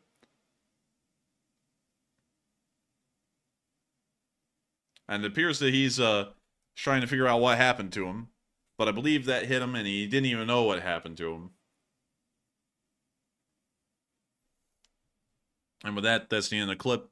But great to see, and great to know that the 8th Brigade was able to get a couple of more Russians. With that, we're moving on into our next clip where we also saw the 92nd Brigade, up in this area, destroying some Bukes. Check it out. There's the Buke. There goes the drone. And, uh-oh. Looks like that drone's lining up right for the top rack. That's kind of like, you know, the best wine in the store, top rack. But yes. We're about to see. You know what happens when a Buke gets hit with a missile? What? They call it a rebuke. Oh no! Let's see if it gets. Oh man! Wait, we see some smoke. A little bit of smoke, blade. Oh, well, he got rebuked. It just wasn't a violent rebuking, you know what I mean? But with that, that's the end of that clip right there. And we're now going to be moving on from the 92nd Brigade, destroying that Buke, valued at a whole $100 million, a cool $100 million for that Buke system. And we're now going to be moving on towards Ozherenivka, where we saw another video of the repelled attack from yesterday. But this video just came out today from the 32nd Brigade. Check it out. We can hear the music from Interstellar playing in the background, telling us that copyrights are abound. We can now see a Russian tank that has been ditched, and the Ukrainians are going to make sure to finish it off. Oh, that's getting a little toasty, blood. I gotta tell you, that's getting toastier than any other tank I've seen. Absolutely toasty. Oh, a turret toss happened. Fire and fury, like you've never seen before. I'm telling you. That's it. I can't do that voice anymore. I've lost it completely. And there's the turret. And that's the end of the clip. But another little look at the attack that was repulsed yesterday in that area.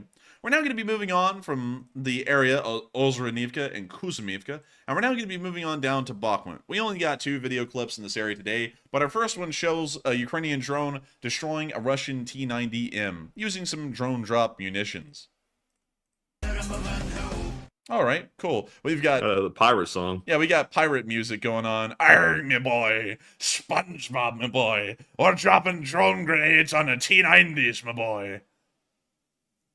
Anyways, we can see them lining up the drone bomblet. And we can see the bomblet dropping right onto the rear of the turret. And now it appears that the T-90 is spazzing out, and it's flooring it out of the area. Oubliette! An invincible Russian tank can be destroyed by $20 in dreams! Drive, damn it! And we can see them going like 30 or 40 miles an hour with this thing. They are literally going all out. The Ukrainians are trying to bomblet it while it's racing away from them. And, oh, wait a minute, they just got a hit right on the right side. It looks like they weren't able to detrack it. But it also appears the tank is coming to a slow. It's turning left off of the road, and it appears that the drone's now circling back for round 2. The tank's now coming to a complete stop, And we can see the crew bailing. They got it. They actually got the T-90M. Damn, son, they took off running like it was no tomorrow. Man, they got that thing on the run. Call them O.J. Simpson, because it looks like that run did not really work out well for him. Oh, no. That's it. Let the violence ensue in the live chat. But that T-90M is done for. Unfortunately, the tank is not white or a Bronco, because if it was, then the joke would have fit perfectly with O.J. Simpson, a white Bronco. But anyways, when you see the tank being hit again, and that tank is done for.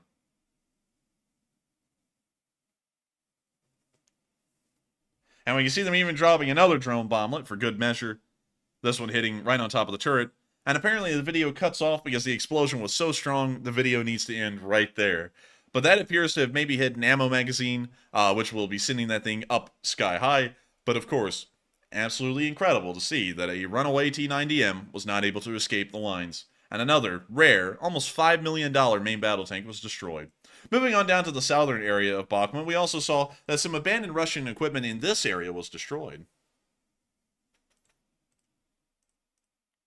Now, this is a white Bronco, so O.J. Simpson may have been in this area, even if he did it, which is a book that he put out. You can go get it. It's, of course, a New York Times bestseller. But we can see them dropping the bomblets on top of the BMP here, and we now see some smoke emanating from the driver's cab. We now see them trying to curveball the bomblets onto this tank, and get one into the driver's hatch, and it appears that one almost made it in right there. There's a side note real quick. Did you see that interview with O.J. Simpson where he came around the corner with the reporter with the fake knife and pulled like the joke on stabbing her and stuff? And he went, yeah. Yeah, I saw that, yeah. Man, that guy might be mildly crazy. That guy might have done it. I'm not going to lie. Might have done it. Might have. Well, the courts say he didn't do it, so I can't say he did it with certainty. I have a feeling, though, that he probably did do it with a larger amount into the he probably did do it rather than he probably didn't do it, if you know what I mean. But anyways, very nice drone accuracy right there, and absolutely incredible to see them continuing to hammer the Russians with the drone bomblets. Moving on down to Donetsk, we also saw something similar as the Ukrainian 1st Special Purpose Brigade was able to blow up a Russian ammunition depot in this area. Alright, we're going to be muting that weird music, and we can see the explosion continuing to occur inside this house as the ammunition burns up.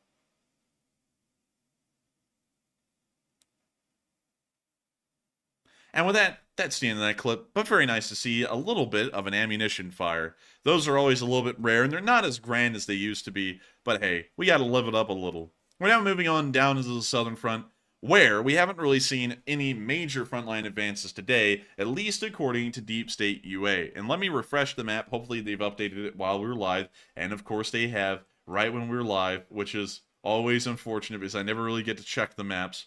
But it appears that there were no frontline advances registered by Deep State UA today. However, the Ukrainian Defense Minister did say that they've broken through in this area, although they didn't disclose that. So hopefully we'll see an update on Deep State's map here soon. Nevertheless, moving on towards the area of Staromyorsky, we saw that they were able to destroy a Russian BMD-4 in this area.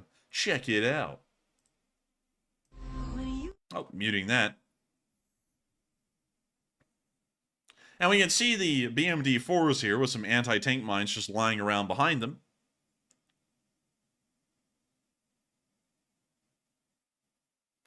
And we can now see the drone coming on in and slamming right into that BMD. Oh man, right into the back, right where the fuel tanks are. Oh man. Oh man, I'm telling you. And absolutely beautiful to see.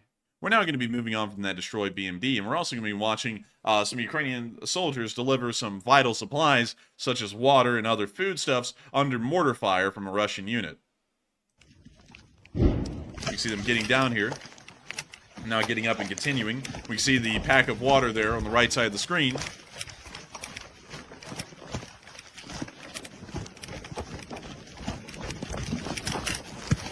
Now see them crouching again. And now continuing forward again.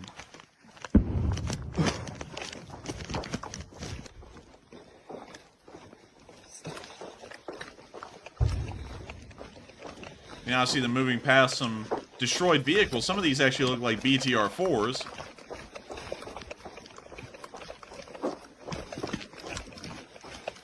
We now see them moving past and further down the line.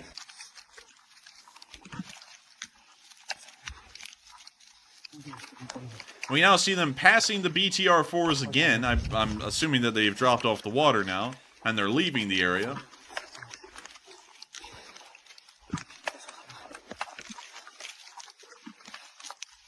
We also see an M113 there as well. This appears to have been a pretty rough spot for the Ukrainians to fight in, as they lost a large amount of vehicles.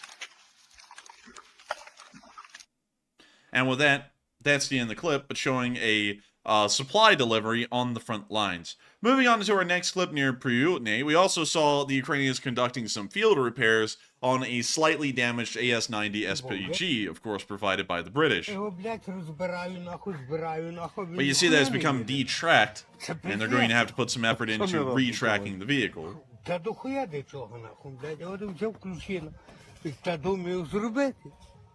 We can see that they got the spanners out. They're getting to work. The spanners? You know, I'm not mechanically minded, Matthew. Don't even. That's what the British call them, I think. Like the wrenches and the sockets and all that. Connie, give me. Well, then it's accurate. It's a British SPG. It's a technicality. Spanner. Do you have a spanner, Governor? I got a spanner. Spanner your noggin. Yeah, but pop the bonnet, mate. Pop that bonnet and put the Jaguar in your garage. But anyways, moving on from that, and moving on down the line into our next bit of news just south of Wheelpool, we also saw an FPV drone hitting another BMP in this area and appearing to take it out. We got rock music, and we also see that these guys are being rocked. Check it out. Right on the commander's hatch. Got him. Nice and good. That's the end of the clip. But, as you can all tell, that one's done for. And so, we're now going to be moving on from that little bit of news, and all the way down to Kherson. We got one clip from this area today, as the Ukrainians were able to effectively destroy a Mista B battery. Check it out. We're going to be meeting that. But we can see the Mista B get hit, we can see the Mista B burn out, and then we can see it happen again, because it's even funnier a second time.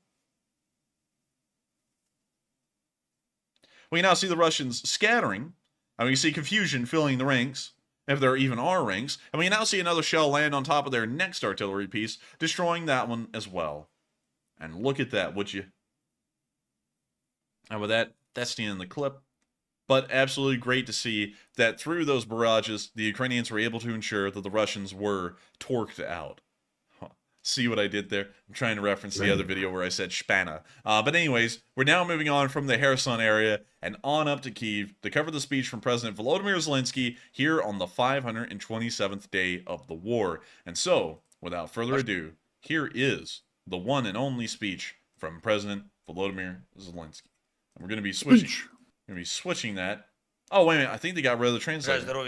They did! Oh! Oh, goodness. It's a victory. It's a victory. A small one, but a victory nonetheless. Nevertheless, here's the video. Українці, українки, короткий звіт за день. Перша ставка. Засідання було тривалим, значно довше запланованого. Детально розібрали ситуацію на передовій. Усі напрямки ті, де тримаємо оборону, ті, де крок за кроком рухаємось вперед. Доповідали командувачі, главком, Залужний генерал, Сирський генерал, Тарнавський детально проговорили, як саме, в які терміни, яким забезпеченням, якою логістикою буде більший результат для України. Виробництво боєприпасів та зброї в Україні нашим оборонно-промисловим комплексом. Максимально спрощуємо всі процедури, прибираємо всю бюрократію, яка ще заважає виробникам, доповідав міністр стратегпрому Камишин. Результат буде Чорне море та продовольчий експорт, безпека наших портів. Доповідали командувач ВМС, урядовці, керівники розвідки. Хай російські терористи навіть не сподіваються, що їм вдасться спровокувати глобальну продовольчу кризу чи створити чергову цінову катастрофу. Український продовольчий експорт – це ключовий фактор стабільності продовольчих ринків. І працюємо з усіма нашими партнерами і в регіоні, і загалом в світі, щоб гарантувати продовольчу безпеку. До речі, завтра в Джиді, в Саудівській Аравії, почнеться зустріч радників голів держав та представників МЗС щодо формули миру. Багато країн будуть представлені, різні континенти, зокрема і держави глобального півдня. Це дуже важливо, бо в таких питаннях, як продовольча безпека, доля мільйонів людей в Африці, в Азії, в інших частинах світу прямо залежить від того, наскільки швидким буде світ в реалізації формули миру. Я вдячний Саудовській Аравії за цей майданчик для переговорів. Нещодавно відбулася зустріч в такому ж форматі в Копенгагені. Ми крок за кроком рухаємось до глобального саміту миру. Дуже важливо, що світ бачить, справедливе та чесне завершення російської агресії дасть користь усім в світі. Усім.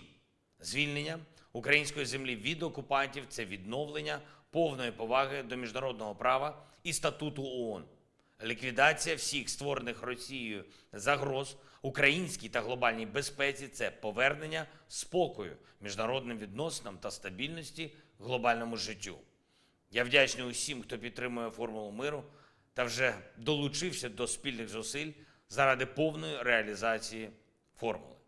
Сьогодні мав нагоду ще раз подякувати усім, хто в Сполучених Штатах Америки допомагає Україні захищати свободу. Обом партіям, Конгресу, президенту Байдену, кожній американській родині та спільноті. Американське лідерство дійсно життєво важливе. І не лише для свободи в нашому регіоні. Це глобальні речі. І на зустрічі з Крістофером Крісті, одним із впливових діячів американської політики, членом республіканської партії, ми говорили саме про те, наскільки важливо посилювати підтримку свободи, підтримку демократії. Я вдячний за те, що пан Крісті із тих людей, хто прагне бачити ситуацію на власні очі. Свій візит в Україну він розпочав із відвідування Бучі. Там бачиш повністю, що несе Україні та всій Європі, усьому вільному світу російська агресія. Була сьогодні й доповідь керівника СБУ Малюка. Зміст не буду озвучувати. Скажу лише те, що всі ми вдячні Службі безпеки України за повернення війни назад державі-агресору. Що несеш світу, з тим сам і опиняєшся. Дякую усім нашим героям, дякую усім в світі, хто підтримує Україну, дякую кожному і кожній, хто наближає реалізацію формули миру. Маємо перемогти і переможемо. Слава Україні! And Herom Slava. And Slava Ukraini. And with that, that is the end of the speech from President Volodymyr Zelensky, and that also begins the next part of our show.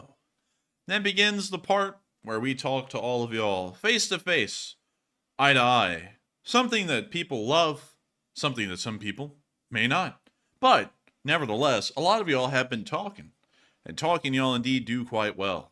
About many things that have been happening inside the war today. And also, a lot of y'all have questions to ask us as well. And I want to make sure that we get to all of that. And so with that, what do we got, Matthew?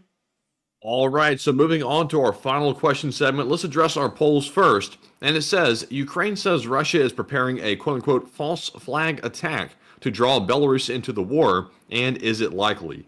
58% said yes, it's highly likely. 24% said possibly, but probably not. 9% said no, Belarus wouldn't dare. And 9% said unsure and undecided. And on this one, I think Ukraine has made it very clear, Belarus has made it very clear at this point that they are not going to go down into Ukraine and do anything. Lukashenko has stated that he has no intention to do that. So unless Putin puts some undue pressure on him to force him to do it anyway, I doubt that'll be happening. So I'd say it's possible, but most likely not. But Enforcer, what say you?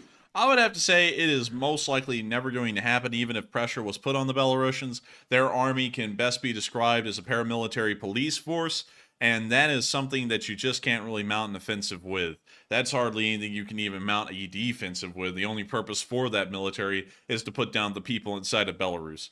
So with that, I hope that does address that fairly well. And with that, we are on to the next one. All right, and our next poll says, last night, Ukraine carried out a drone boat attack in the Black Sea, and a warship was damaged. And what are your thoughts? 87% said Ukraine will increase these attacks. 8% said these attacks will be sparingly. 5% said unsure, and 1% said it seems like an anomaly. And to me, this is definitely not an anomaly. I think Ukraine is pioneering the way when it comes to military drones and autonomous drones, both aerial and also naval drones. And they are doing stuff that pretty much has not been done before in any war around the world on this scale. So they're setting an example for the United States and also the West if we ever had to go to war. And I'm sure that'll change the way we're going to conduct war in the future. Excuse me. So I would say personally that Ukraine will increase these attacks. I think they will become more and more common. And as Ukraine starts taking away the barriers that the West has imposed on them about attacking Russian vessels and into Russian territory, I think we'll see more examples popping up very soon. But Enforcer, what say you? I think this is certainly not the end. We're seeing that their attacks are only getting better as war keeps going, and their drone warfare is really the way they are fighting at sea right now, and actually making it very difficult for Russian ships to leave harbor without being hit or destroyed. And I think that that's certainly a massive step in the right direction. They are certainly pioneering the field in actual practice. Everyone else has been doctrinally trying to improve this field, but we've never seen it practically improved and enhanced upon in actual war. And this is the first time in a war we've seen drone warfare actively evolving. And I think it's certainly showing the rest of the countries in the world, even the Chinese as well, how beneficial drones can be and what they can actually do in a war field, well, in a battlefield or at sea, like we saw near Novorossiysk and also in the Kerch Strait. And so with that, I hope that does address that fairly well, in my opinion. And with that, we are on to the next one.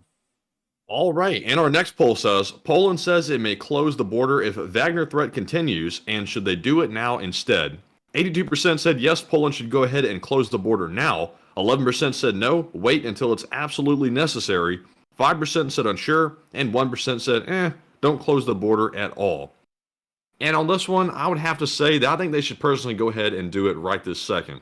I don't think there's any reason to take any risks with this, and if Poland really believes the threat to be as serious as they've been making it out to be, then I think they should go ahead and close their border. They're already taking military precautions right on their border by sending troops there, but I don't think that is enough, and I think they should go the extra mile. But Enforcer, what say you?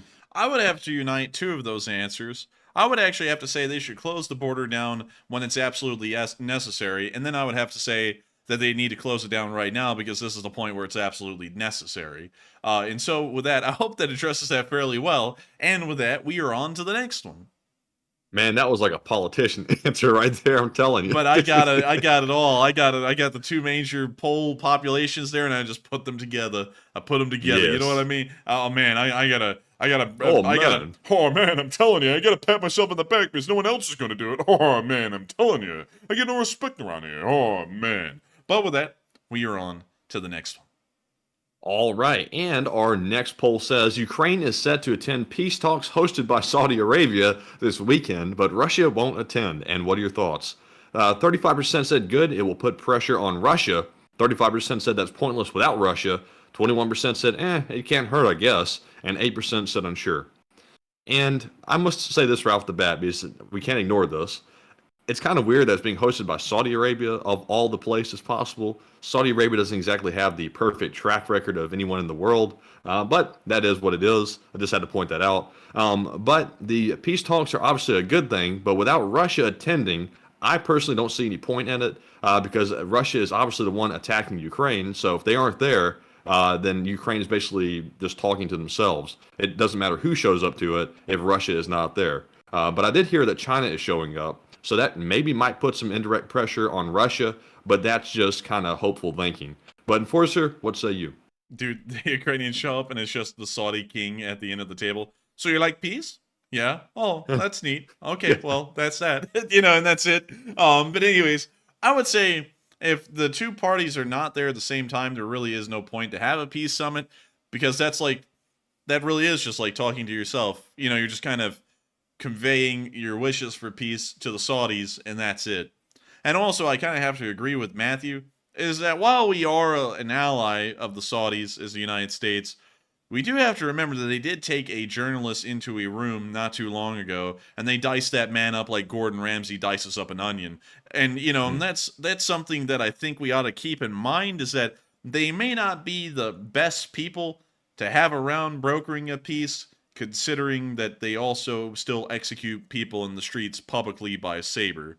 You know, it's kind of a little bit of a weird thing to have a country that does things like that trying to broker peace. But nevertheless, it is better than nothing, I suppose. And considering that the Chinese will be there, maybe it's a way for the Ukrainians to meet the Chinese delegates again in a neutral area like Saudi Arabia and to try and talk to them a little bit about possibly pressuring the Russians, but who knows how that would go. The Chinese would probably offer them some kind of a great loan instead, and then, you know, hopefully the Ukrainians would be smart enough not to take that because there's a lot of strings. And so with that, I hope that does address that fairly well, at least in my opinion. And with that, we are on to the next one.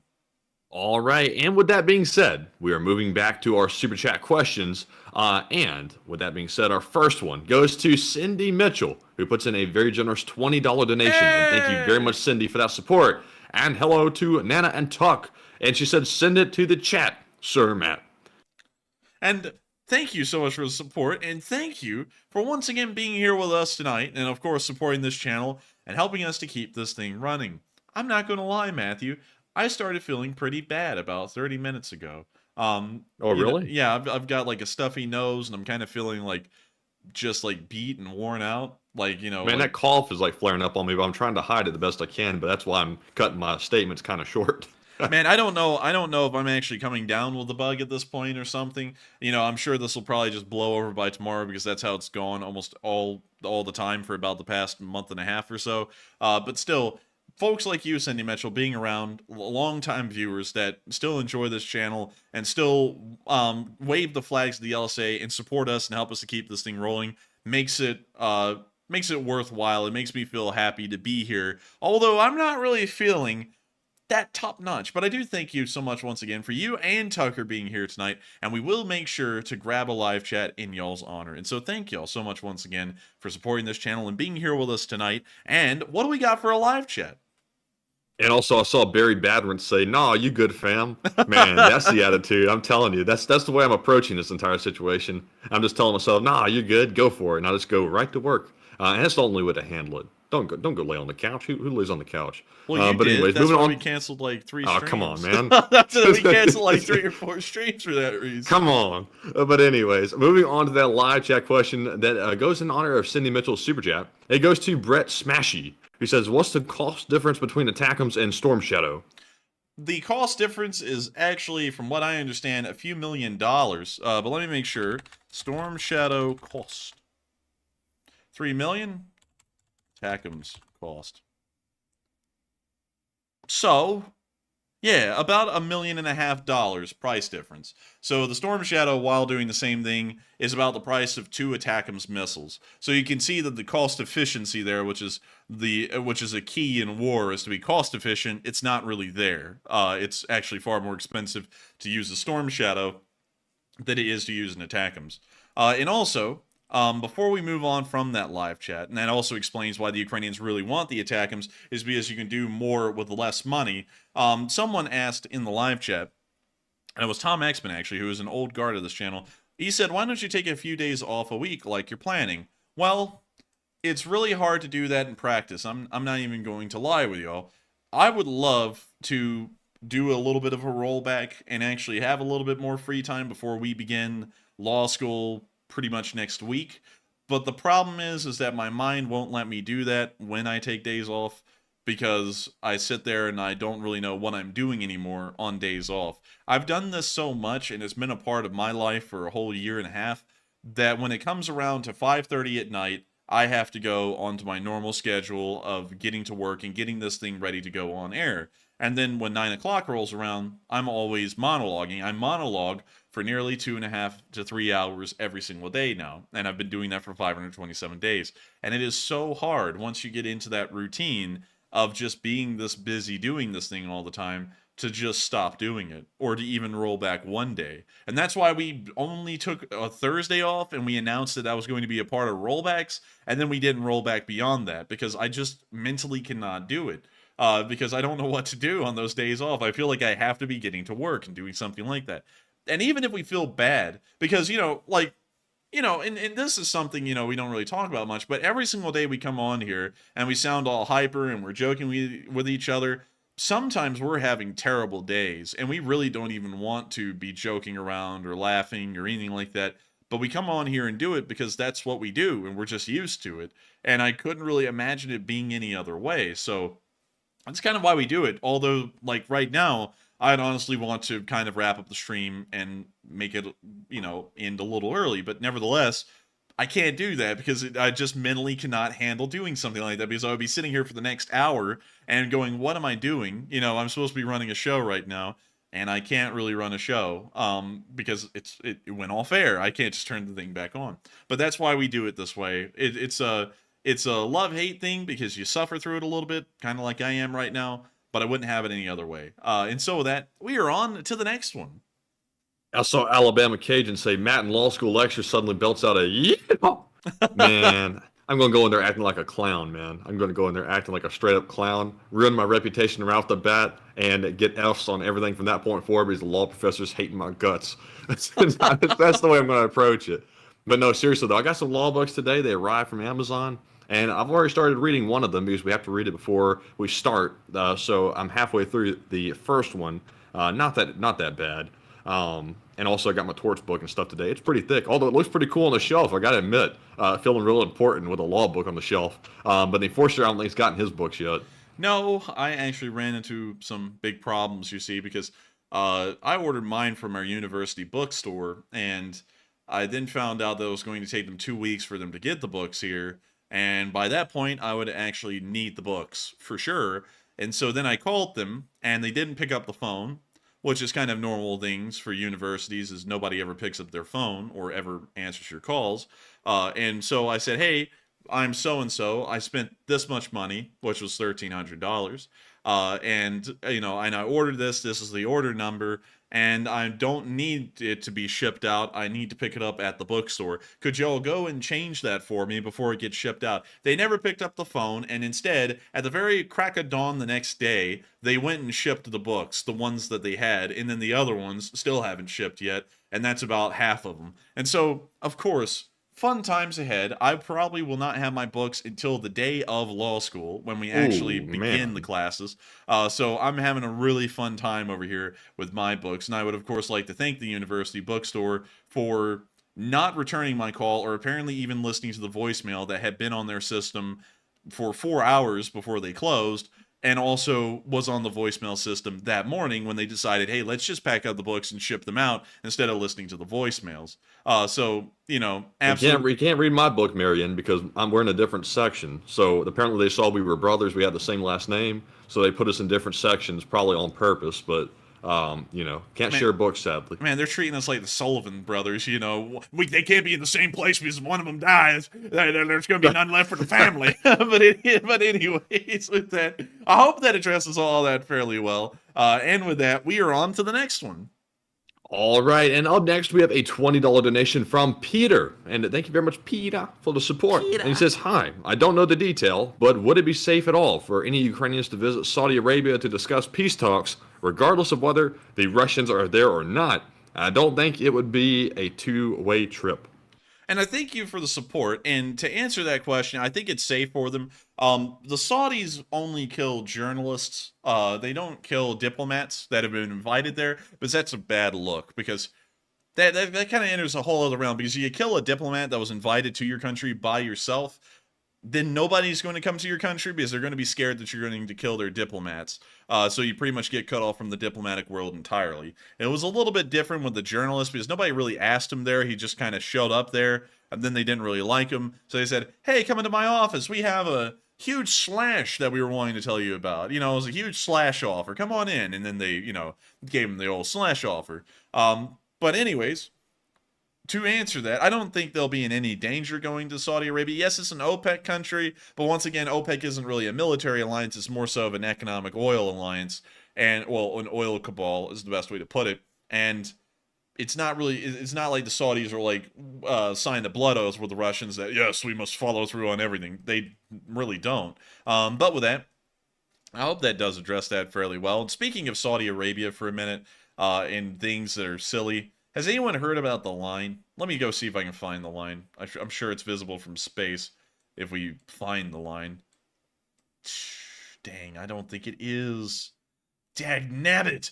So they're building a 120-mile long city. It's going to be a straight line from end to end, and the whole thing's going to be taller than the Burj Khalifa from start to finish.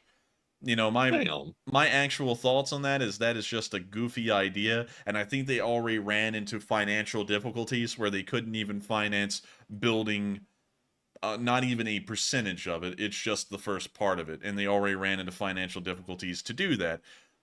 But it's goofy, and it's something, and now I'm also going to be on the slasher list for Saudi Arabia, but that was a little silly, and I don't really understand the reason that they're doing that, because it's never going to be an efficient city. It's never going to work. There's a reason why cities always are shaped largely the same ways, or kind of are in like a bit of a nucleus shape instead of a straight line, is because the nucleus shape is far more efficient than a straight line. It just makes no sense. But anyways, you know, if we're talking about things that don't make sense, by the way, it just hit me again. The whole thing that the Egyptians are building, New Cairo City out here. Well, actually, no, I'm sorry. It's actually a little bit further out here. We can see them building some of the stuff. Oh, yeah, hey, here we go. Here it is. They're building this giant government facility out here in the middle of the desert, and they're also going to be digging a giant channel, and I believe you can see some of it, well, at least where some of the channel will be. Let me see where the hell this is. Because they're building a giant channel that's going to take a lot of the water from the Nile and is going to pump it out here into the middle of the desert so that way they can have a neat-looking river out here where there isn't supposed to be one. And the whole thing is really silly, and also, this is just goofy. And also, another reason why they're building it all the way out here in the middle of the desert is so that way if the Egyptian people get pissed off at their government, they can't just march onto their government or do anything to it, because now it's going to be a whole 18 to 20 hour march through the middle of the scorching hot desert, which means that everyone would die of heat stroke before they ever made it to the new Capitol buildings out here. So, yeah, fairly interesting. And one more thing, this is their Ministry of Defense building called the Octagon, and it is the largest... They call the Octagon for real? Yeah, like, seriously? Yeah, it's literally called the Octagon. No way. And what's stupid about I've never heard that before. That's like a rip-off Pentagon. Yeah, it is. It literally is. That was like the whole point, is to build a bigger and better Pentagon. But the stupid thing about it is that this... I think the amount of square footage in all of the buildings in the Octagon is something like 2 to 3 times more than the Pentagon has, and yet they're only managing the Egyptian army. You know, it's like, I get that the Pentagon needs a lot of square footage because they're operating the U.S. Army, well, really the U.S. military, but the Ministry of Defense is only operating the Egyptian military, and the Egyptian military isn't big enough to require this amount of office space. This is enough office space to put the entire Egyptian army inside of it, and then still have room left over for some parties and some balls and stuff. You know, it's like, this is just goofy. I don't even know why they built this thing, but... Can we see the Octagon up close? Yeah, you can. Like, here's what it looks like up close. It's multiple building complexes. It's just so goofy. Let me see if I can actually get you some proper pictures of this thing. So here's an aerial view of the Octagon. What in the... I will admit, it does look kind of utopian, like unique, but couldn't they have come up with something a little bit more less rip-offy than the Octagon? Now, I'm going to tell you this. This thing doesn't look unique. This thing looks like a federal supermax prison. That's what it looks like. Yeah, somewhat. Yeah, it could double as a prison. You know what? That may be what they actually use some of the extra buildings for that they can't really fill. But look at this stuff. Oh, wow. They have decked that out. Yeah, but it's in the middle of a desert. Own way. You know, it's like this is a goofy thing to do in the middle of a desert. It's like, you know, it's like Las Vegas having golf courses, and then they go, why is there no water? You know, it's like, well, maybe because you're not supposed to be watering a golf course in the desert, you know? That just makes sense to me. They're going to start running into water shortages here in the future because of this idea. This wasn't a smart one, and I don't even know why the hell they do something like this. It's massively expensive, too. They were sinking, like, the entire government budget into building this thing out here. You know, and it's like, this is just dumb, you know. And then beyond this little green facade, let me see if I can find you a picture of what lies beyond it. Let's see. Not really a lot of pictures of, well, here we go. Here's another picture of the Pentagon. That kind of deserty atmosphere is what lies beyond that little green facade they've made, and it's scorching hot out there. It just doesn't make any sense. And that's why you see that all of the people in Egypt don't live in the desert. They live on the Nile River or in the Nile Delta. They don't live here. You know, no one has lived there throughout history because it's uninhabitable. It's inhospitable. But anyways, where do they get all the money to do all this? oh, dude, they just suck the treasury dry to do this stuff. Like, this stuff is actually running the Egyptians into a massive deficit. I mean, like, where do they get the money at all? Like, any money for it? Well, the real answer is they just rerouted all of the tax money that was supposed to be spent on cities like Cairo, where the government actually is, and they just rerouted all of their tax dollars and also all of their borrowing, you know, that's building up their national debt into these projects out here in the desert. That's kind of weird. They're really going all out to, you know, I haven't heard Egypt's like making big bucks or anything. I don't know where they're getting this kind of money. Well, they're not really getting this kind of money. They don't I have guess they're the just money. like this. Who's even giving them the money? Like, what are they getting in exchange? Like, where's the security in that? Well, they charge credit, and they just build this thing on credit, pretty much, is the best way to explain it. They don't have the money to do it, yet they're doing it anyways. And look how expansive this is. They are building new universities out here. The octagon is just insane. You know, this is, I believe, the entire octagon, including these buildings out here, which are, you know, houses and stuff for the Egyptian government officials, you know, and then you've got whole complexes over here as well. You've got apartment buildings that they're building. Hell, they're building a brand new international airport over here, and they're working on that right now. They're literally building a new city in the middle of the desert, and it's also attached to New Cairo, which they're also still continuing to work and build on. You can see that. And they're just building all this out here, although they have a perfectly fine capital city right here. That's crazy. I don't know much about Egypt. This is kind of all news to me. I haven't known about all this. Yeah, it's an interesting place. And also, Matthew, you know, if you ever felt like this was just goofy and life wasn't worth living, well, my friend, you are in luck. Instead of living in Cairo, you can live in imaginatively named places like the 10th of Ramadan City, or even, hell, the 6th of October City. Isn't that neat? Oh, wow. You live at like points in time. Oh, wow. I'm living in the 6th of October every single day of the year. But anyways, we're moving on from this. This is just something I had to cover because, you know, if you think the line is messed up in Saudi Arabia, wait until you look into the middle of the desert in Egypt, you see new levels of messed up. Anyways, with that, thank you so much once again for the support. I think it will be fine for the Ukrainian delegation to go to Saudi Arabia. I don't think anything will happen to them. But still, the Saudis have a little bit of a sketchy background. But with that, thank you so much once again for support. Hope that does address that fairly well. And with that, we are on to the next one. All right, and up next we have two $20 super chats from Pete the Feet. And thank you very much, Pete, for the support. A total of $40. Thank you very much. And he says, thanks, lads, for the work you put in and brilliant history lesson.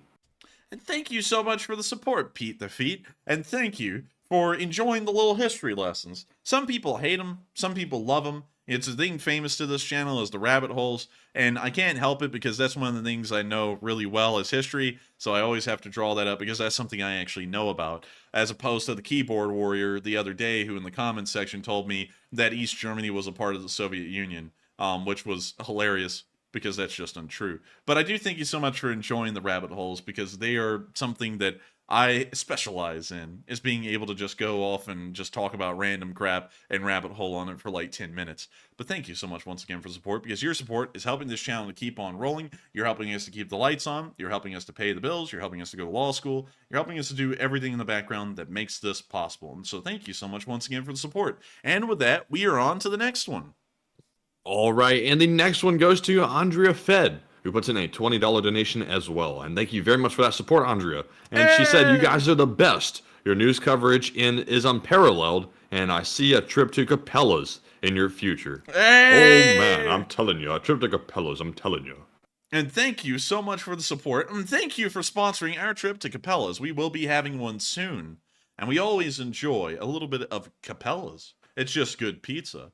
And also, thank you so much for enjoying this channel and giving us some high praise. I feel like for a good bit, we don't actually deserve that high praise. I honestly just view this as something we do.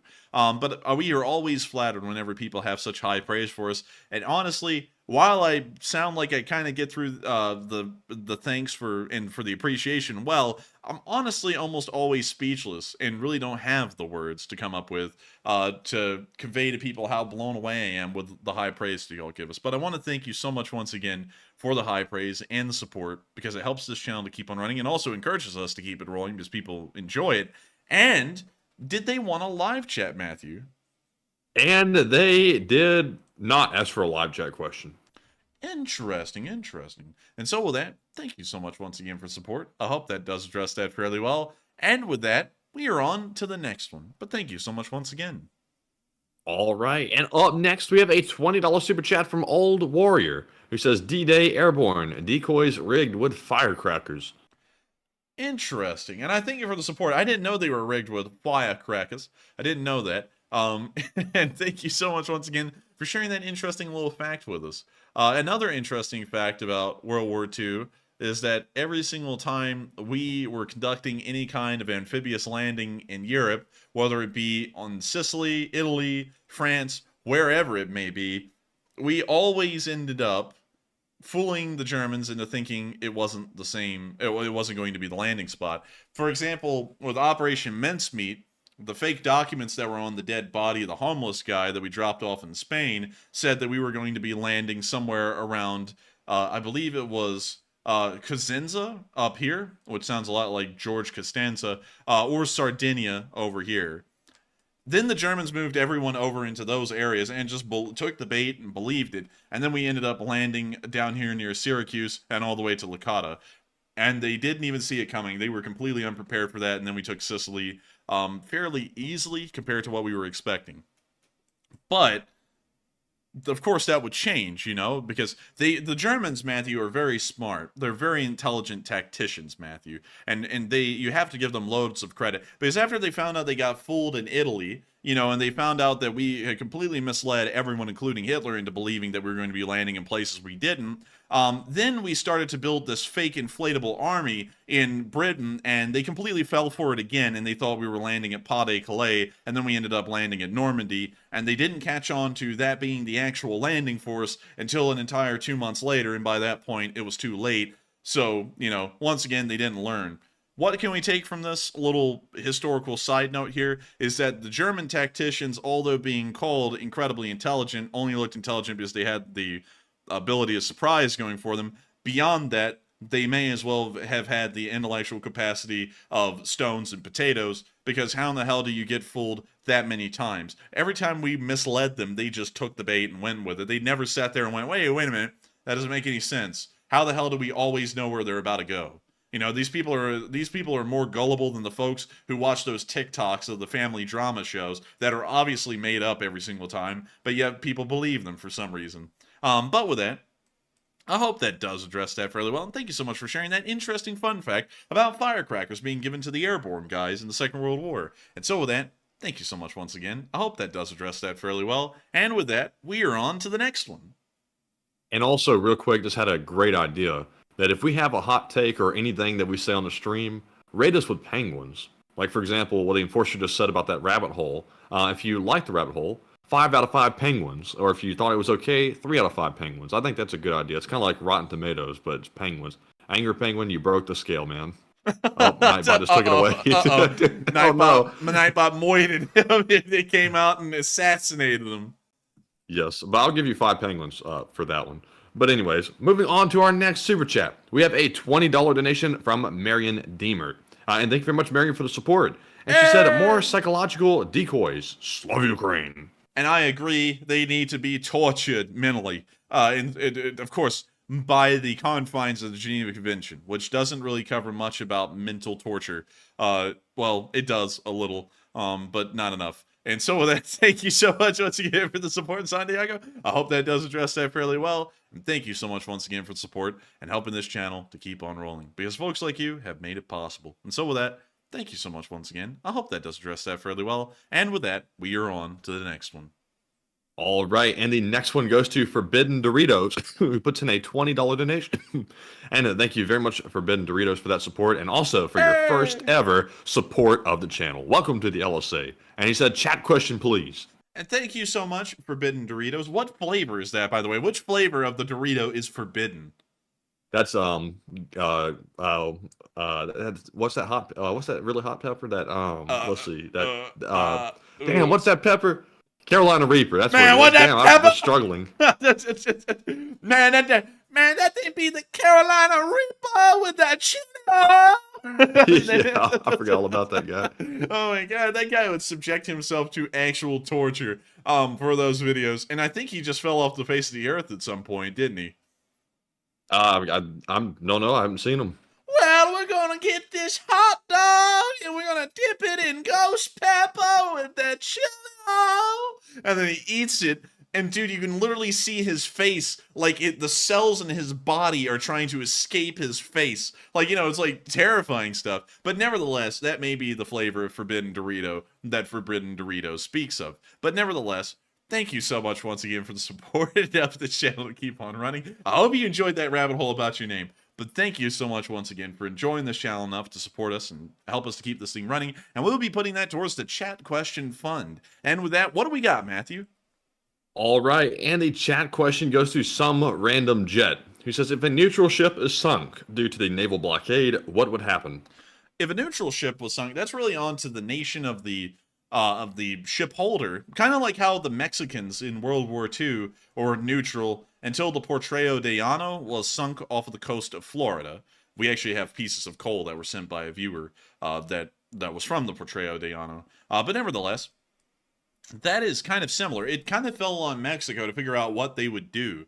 Because if it's from a neutral country, like, say, let's think of a neutral country, a country that is flagged by Somalia, and a Somalian ship is hit and sinks, or people were killed on that ship by a Russian attack, it doesn't really fall on NATO to protect that ship because that's completely out of their jurisdiction or their confines of their alliance.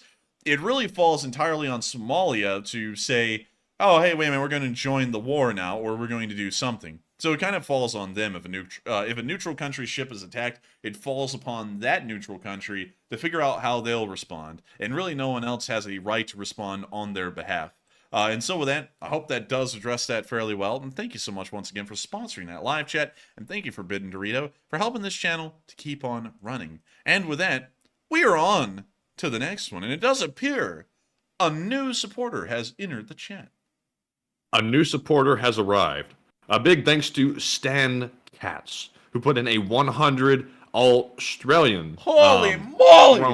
Australian dollar. Okay, Australian dollar. I was thinking so, but I wasn't sure. But thank you very much, Stan, for that extremely generous support, and sadly, no comment to address with it. And it was his first super chat, and I'll give you 5 out of 5 penguins for that one. And thank you very much. And Enforcer, what say you? And thank you so much for the massive amount of support, Stan Katz, and helping this channel to keep on running.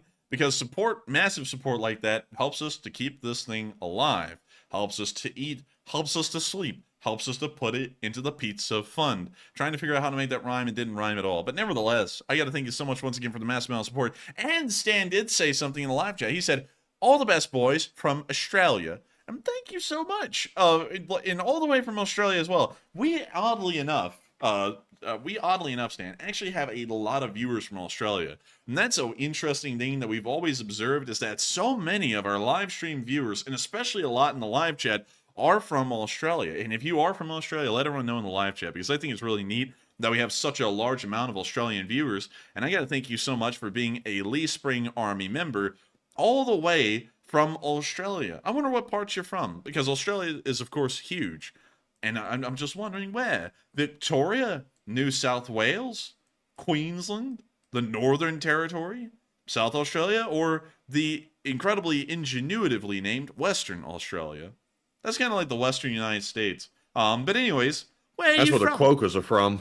Man, very important place in Perth. Actually, it's a Clocka. Get it right! But and they're also down here in like this wooded area. Huh. You said a Clocka. Yeah, I was told that they're actually pronounced Clocka. Like, you know, I clock a. Oh, I can't say that. That's it, man. I was about to say it's like punching somebody in the face. You want a clocka? You want a knuckle? You want a knuckle sandwich, son? Over there in Australia. Oi, mate, you want a knocker? You'd sit there. Man, if you ever hear somebody saying knuckle sandwich, like, you better believe those people can probably whoop ass. Like, it's the old school people if they saying knuckle sandwich. All right, you damn rat scallion. If you hear that too, you're in for it now, pal. You're in for it. But still, thank you so much for the best wishes. And also, did we get an answer to where he's from? Oh, let's see. I haven't seen not seen anything tagged in the chat unless I missed it. I haven't seen one yet. Apparently, he's smart enough not to dox himself. And so with that, thank you so much once again, Stan, for the massive amount of support and helping this channel to keep on running and wishing us all the best. And I thank you so much once again for supporting this channel because you're making it possible for us to keep this thing rolling. And so with that, I hope that does address that fairly well. Thank you so much. And with that, we are on to the next one. All right, and the next one goes to Joel Gibson, who puts in a $20 donation. And thank you very much, Joel, for that support. He says, I have been watching you since day 8, and you've improved vastly. And I look forward to hearing your insights every night. LSAAF, Slav Ukraine, a.k.a. Galaxy Rider. And Joel Gibson awards the Most Improved Award, like, you know, they'd like to do in schools and stuff like that. But thank you very much, Joel. We do appreciate the support and the kind words. And Enforcer, what say you? The Enforcer channel has been able to achieve the best-in-class improvements over the last year. Make sure to buy yourself an Enforcer channel membership. Well, yeah, by the way, let me disclaim that. We don't have memberships. We'll never run memberships. But make sure to get yourself an Enforcer membership today to show that you are a part of the Leaf Spring Army. Guts, glory, LSA. But moving on from that, thank you so much for the kind words, Joel. And those words are actually very, very interesting to say. You have improved vastly. Those 4 words alone are a massive difference from the usual comment we get on our quality. Usually, whenever we hear anyone say anything about our quality, they're always saying something along the lines of, I have been here since year 1, and by the way, it shows us if you have been, if you've ever subscribed, it actually tells us how long you've been a subscriber. And for oddly enough, those people never have that notification that tells us how long they've been a subscriber, which tells me they're lying, but they always sit there and go, and the quality of this channel has greatly decreased since the start. And it's like, what the hell are you talking about? So you can actually go back in time to our first stream, and you can clearly hear the quality's improved, both through our tech, our microphones, and stuff like that, and the way we actually talk and interact on stream. Like, I'm not even saying it just to say we've improved. We have certainly improved. There's no doubt about that. And I'm happy to hear that folks like you, Joel, say that we have improved, because I would hate to know that we are going downhill every single time that we run a stream. And honestly, we would have hit rock bottom a long time ago if that was the case, because there's only a few hundred times that you can go downhill until you hit rock bottom. But still, thank you so much for being an old guard of this channel, Joel, and enjoying this channel for an incredibly long time, and also supporting us to help us to keep this thing going. And really cool to hear that you're a part of the Leaf Spring Army Air Force. He put in LSAAF instead of LSAF, the Leaf Spring Air Force. He put in Leaf Spring Army Air Force. So that's pretty neat. And also, thank you so much once again for the kind support, kind stranger. Thank you for the award, Heckenchonker Updude. And so with that, I hope that does address that fairly well. Thank you so much once again. And with that, we are on to the next one. I see a lot of people are shocked and worried and concerned that we can actually see how long they've been subscribed. Some people are like, oh no, oh no, I've been found out. It's like some people have probably been like doing stolen valor, claiming the old guard thing, and they're like, oh no, will they find out? And you have to go through like a bunch of stuff to actually like check it. Don't you have to go through like the control panel and all that to look at that? Yeah, I have to go through a list that says recent subscribers, and then, you know, you scroll through it for years. But yes, and also another thing that I have to point out is that if you comment on a video, like if you're in the live chat, I can't tell how long you've been subscribed to this channel. It doesn't tell us there. But if you watch one of our videos and you comment below it, it actually says how long you've been a subscriber of the channel. It says like a year, 8 months, 9 months. And I have seen, I'll let y'all know, I have seen a couple of stolen valors where they'll be like, man, I've been subscribed to this channel since day 1, which I have to tell y'all is very rare, because there were only 100 viewers for day 1. So, and only one of those actually commented in the live chat. And I know who that is. I'm actually friends with them. And so it's incredibly rare to be a day one viewer. So when people say that, like it's like it's like a bit of a yellow flag. It's not a red flag immediately, but it's a bit of a yellow flag because like there are almost nobody who are day one viewers. And then also some people will be in the comments and be like, man, I subscribed on day 4, and they'll say they've only been a subscriber for 8 months. And it's like, wait a minute. Are you stealing valor in the LSA? We don't have that around here. And I'm just kidding. It doesn't really matter. You know, it's like, it's still great to have people subscribe nonetheless, whether they've been around forever or not. But we can see that. In case if y'all are wondering, we can actually see how long people have been subscribed. So with that, I hope that does address that fairly well. I don't even know why in the world that became a big thing, but still, with that, thank you all so much once again for being interested in that, and I hope we were able to explain that little side of technical things well. And with that, we are on to the next one. All right, and our next one goes to Blue Marvel, who puts in an $18 donation, and thank you very much for the support. And it said, give Ukraine all the Moabs and the other bunker busters. And thank you so much for the support. And I would have to agree, just give them, really, as far as munitions go, just give them everything. Of course, not ICBMs or tactical nukes or anything like that, but give them everything else conventionally. And so with that, I hope that does address that fairly well. And thank you so much once again for the support, because I can agree with that statement 100%. And with that, we are on to the next one. All right, and the next one goes to Matt French, who puts in an $18 donation. And thank you very much for the support. He says, hey there, and thanks for all the great up-to-date news from Tasmania, Australia. And keep up the great work. LSA, LSA. And long live the Lee Spring Army. And thank you so much, Matt, for being a massive member of the Lee Spring Army. You're welcome. I was waiting for Matthew to go, oh, you're welcome. But anyways, thank you so much once again. And also, you're all the way from Tasmania. And if I remember correctly, let me check this out. Oh, yeah. Yeah. Now, to speak to a little bit of local history for you folks down in Tasmania, I believe y'all may remember the time that a cargo ship ended up hitting the Tasman Bridge and just knocking it out for a long time. I think it was actually years. And so everybody from the eastern side of Hobart actually had to drive for like an hour and a half up to this bridge and then cross. Wait a minute, hang on. I'm sorry. Actually, that bridge I don't think existed at that point. I think y'all had to drive all the way up to Bridgewater and then cross there and then go all the way down to the western side of Hobart. So it practically became impossible to normally just drive from one end of the city to the other because the bridge wasn't there anymore for a little while. Just to add a little bit of local history for y'all. And I know I'm getting that like very summarized because I heard that story before, but I really forgot some of the exact details on it. So sorry about that. But a really interesting story about Hobart, which is the main city on the island of Tasmania. Nevertheless, though, really cool to know that we have a load of Australian viewers who are here with us tonight, and really cool to know that you're also from Tasmania, which is famous in the United States because of the Looney Tunes character, the Tasmanian Devil. That's how everyone in America knows Tasmania, is through that little critter on Looney Tunes. But I gotta thank you so much once again for the kind words, the support, and also being a Lee Spring Army member, or a Lee Spring Army soldier, all the way from the island of Tasmania. And so with that, thank you so much once again for the support. I hope that does address that fairly well. And I hope I was able to show to our Tasman viewers that I actually know a little bit, just a small bit, about Tasmania. And so with that, thank you so much once again. I hope that does address that fairly well. And we are on to the next one.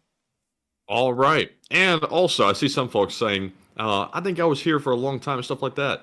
I've actually been watching since day one, believe it or not. That's a shock. But I've seen a lot of folks' names that are still here, even in the live chat today, that I still recognize. So a lot of you, I do know for a fact, have been here since day one, and longer than I've even been co-hosting the stream. So congratulations to you. I don't know where I was going with that. I just wanted to say it. But anyways, moving on to our next super chat, we have a $12 donation from G. And it's just G. And thank you very much for the support. And he said, Aussie here from Richmond in Melbourne, Victoria, Australia, eating pizza now. And Slav Ukraine. Thanks, G. That's it. That was perfect. When I heard the name, I was like, I have to say that. And where are they from? They are from Melbourne, down here. But what part of Melbourne? Richmond in Melbourne. Richmond in Melbourne. Yes, I'm trying to choke back cough and tears. Richmond. Wait, is this it? Oh, here we go. Here we go. It is. All right, let's drop down on the main street. What we got? Leviathan. All right, neat. We're starting off big. All right, bunch of Victorian era buildings. Some of the facades are crumbling though. That's a little sad, but hopefully they'll fix. Well, I'm sorry. I got that wrong. That's a chimney. That's not the facade crumbling. But wow, they got trams. Man, they've got trams. Now, I'm a big fan of trams. I think trams are neat, honestly, and I think they should be in cities more. And believe it or not, for my American viewers, trams were actually very common in the United States until the 1940s and 50s, when some certain companies out there, you know, specifically the oil companies, actually started to lobby local municipalities so that way they would rip up the tram tracks and get rid of the trams and replace them with bus services, although the trams were more economical to operate. That's a little bit of an interesting story, and that's also why there aren't really any trams that exist in the United States anymore, unless if you're in a few select cities, like New Orleans, or I believe San Francisco still has their trams, but those are some of the few handheld examples that still have their trams. Nevertheless, really cool city, I gotta say. I like the look of it. It's pretty neat. And wait a minute. Hang on. We got burgers. We got hamburgers. Very neat. Very neat. They got the hamburger. But still, really cool to know that we have a lot of Australian viewers in here tonight. And thank you so much for enjoying this channel and supporting us once again, all the way from Australia. Very cool. And also a nice town, by the way. And I like Richmond. Now, I can't say the same for Richmond, Virginia. That's a whole other story. But Richmond, Melbourne, I like it. And so with that, thank you so much once again for support. I hope that does address that fairly well. And with that, we are on to the next one. Also, by the way, I forgot to mention earlier today when I was scrolling through Twitter, this is kind of off topic, but yeah, I just remembered it. I went through and I saw a channel that I follow pretty closely. The guy's name is Trent Telenko. A very big Twitter page, by the way, and I recommend him wholeheartedly. He puts out a lot of good analysis.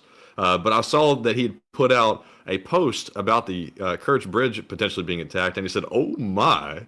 And the headline, I was like, "Did he get that from our stream?" So I put down in the comments a GIF of Sulu, the guy saying that, and he liked it. So go look at Twitter real quick. I just want you to see it. It's hilarious. Wait a minute, hang on. Is he using our bit?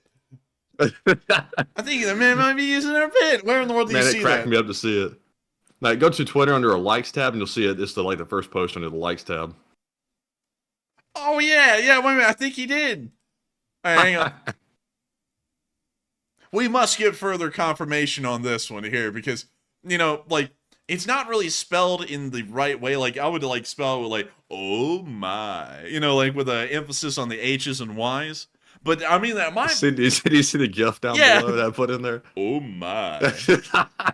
Well, let's see here. Oh, my Lord. That's crazy. That's actually pretty funny. But we have to, if he watches our show, I have to know, because if he did the oh my thing, that is a really neat tribute, and I think that's hilarious that joke is going to start spreading. But with that, you know, that's weird, man. Out of all the jokes that could be picked up, the oh my joke is going to be the one that gets picked up now by other folks. But hey, I'm not complaining. I mean, they just pick up and drop off one way or another. You know, Professor Mortar just died, so did Mr. Lunchtime at some point. But still, that is cool. That is hilarious. I actually got to say, that's really neat. But with it is. And Trent's always tagging us in all of his posts when he gets some information that he has. He'll tag us and send it over. So very helpful. That is really helpful indeed. And also, he's been Matthew's been working really hard on Twitter. Matthew knows more about the Twitter space than I do, because I kind of just, you know, I kind of pass through there every once in a while, but I'm not really incredibly busy on that. I'm more so busy on this side of things with the streams and all. But with that, I hope that does address that fairly well. That was really cool. And with that, we are on to the next one. All right, and our next one goes to Psyops, who puts in a $10 donation. And thank you very much, Psyops, for the support. And he says, he actually doesn't say, I think he puts in a song. And this is song. So I will send it over to the Enforcer on his Discord. And you know, Matthew, the Discord is still not working on my phone. It's been I put it in the live chat then for you. Oh, okay. Oh, man. I'm going to have to just read it off because I know that people clip me whenever I sing and they turn it into videos and I cringe whenever I hear myself singing. Just keep that in mind, everyone. It's mental torture. But I'll read it off though for psyops. Jingle bells, the Kirch Bridge fell. It's summer, Christmas time. May all those dirty may all those dirty old bastards die in Surovikin. P.S. My Russophobia is stored in my moops. I don't know what that is. Wait, what? Oh, just I thought you said something else for a minute. I was like, "Whoa, no, you didn't say that." All I heard in the mic was "oh," and I went, "Oh, wait a minute!" I was like, "What the hell's happening?" I had a heart attack. Stand in solidarity with NAFO. Reinstate her Twitter or their Twitter. And wait a minute, NAFO's Twitter got removed? Wait a minute. Let me look into this. I did not hear this. We got to Now, I find see out. the North Atlantic Fellow Organization. Their Twitter is still up. Maybe it's a different one, like maybe an individual fellow. Might be so. But still, thank you for the support, Sibes. I hope you enjoyed the song. And also, I'm all for having NAFO accounts, having restrictions lifted off them and such things. So if anyone could help out with that, I think we could certainly see into it. But with that, thank you so much once again for the support, Sibes. I hope that does address that fairly well. With that, we're on to the next one. And we have another one from Psyops, who puts in a $10 donation. And thank you once again. He says, "Did you know that the Enforcer store is now selling something?" He said, "Muhaha," and take a scroll through the store, pal. And feel free to take a scroll through the store. It's definitely there still, and it is running strong. And thank you very much, Psyops, for the suggestion and also the merciless plug. And Enforcer, what say you? Now, that plug was more merciless than the... Well, yeah, I can't go with that joke. Anyways, here's the Enforcer official store. This is our merch store, enforcerstore.com. Link in the description below. We make about one sale a week on here, but nevertheless, that sale is bussin'. And you can see right here all of the neat merch we have. Property of the LSA. It's a hat. Has LSA on it. It says property of the LSA, like property of the U.S. Army. Pretty cool. We also have the mug contains the tears of Russian bots. Our top seller. It's a New York Times bestseller. Not actually, but, you know, we're just kidding. We also have LSA stuff, LSA hoodies, LSA shirts.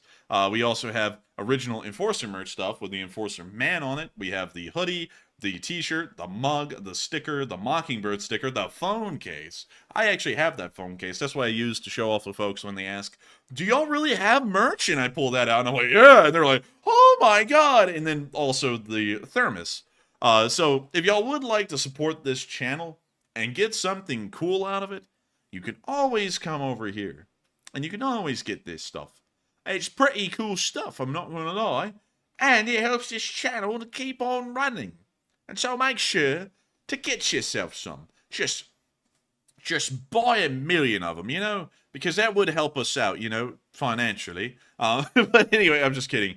Don't get it if you don't need it. I know a lot of y'all have ended up buying like 10 different limited edition runs. Honestly, the best one was the He's Watching one, you know, if you know what I mean, man. Yes. That was the best one. I remember when we used to drop like 3 different designs in a single limited edition run. We've created probably, I would imagine, over 100 designs at this point, but they've been limited edition, so they've disappeared from the store. But we've run a lot. Like, I don't know how I came up with some of them weren't me. Some of them were Avogadro's number that created some of the artwork. But I would say 70% of the artwork was from me, and I have no idea how I came up with any of that because I'm not creative in an artistic way whatsoever.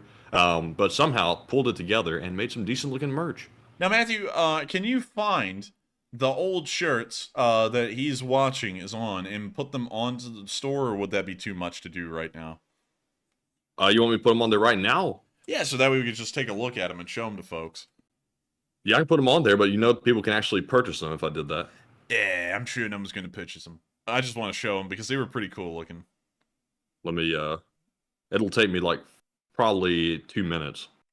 Well, so you can filibuster if you like. Let me filibuster. Call this fiddler down because we'll be busting. But nonetheless, moving on into the filibuster, we are going to be waiting for Matthew to put that up. And while we do, some of y'all wonder about some things about the merch store. Someone said the logo mug is sweet. I would have to agree. I actually have one on my desk right now, and I think they look pretty good. A Hot Mess said, "I have the sweater and travel mug." Good job on you. Hope you improve the Hot Mess side of things. and look like hot organization with the sweater and the mug. Hopefully it's all like uniform and all. And let's see. And Susie Q said, I asked my daughter for one of the mugs for my birthday. That leaves me hanging. Did you get it, or did she like show you up and not get you a mug? That's I'm wondering. Let's see.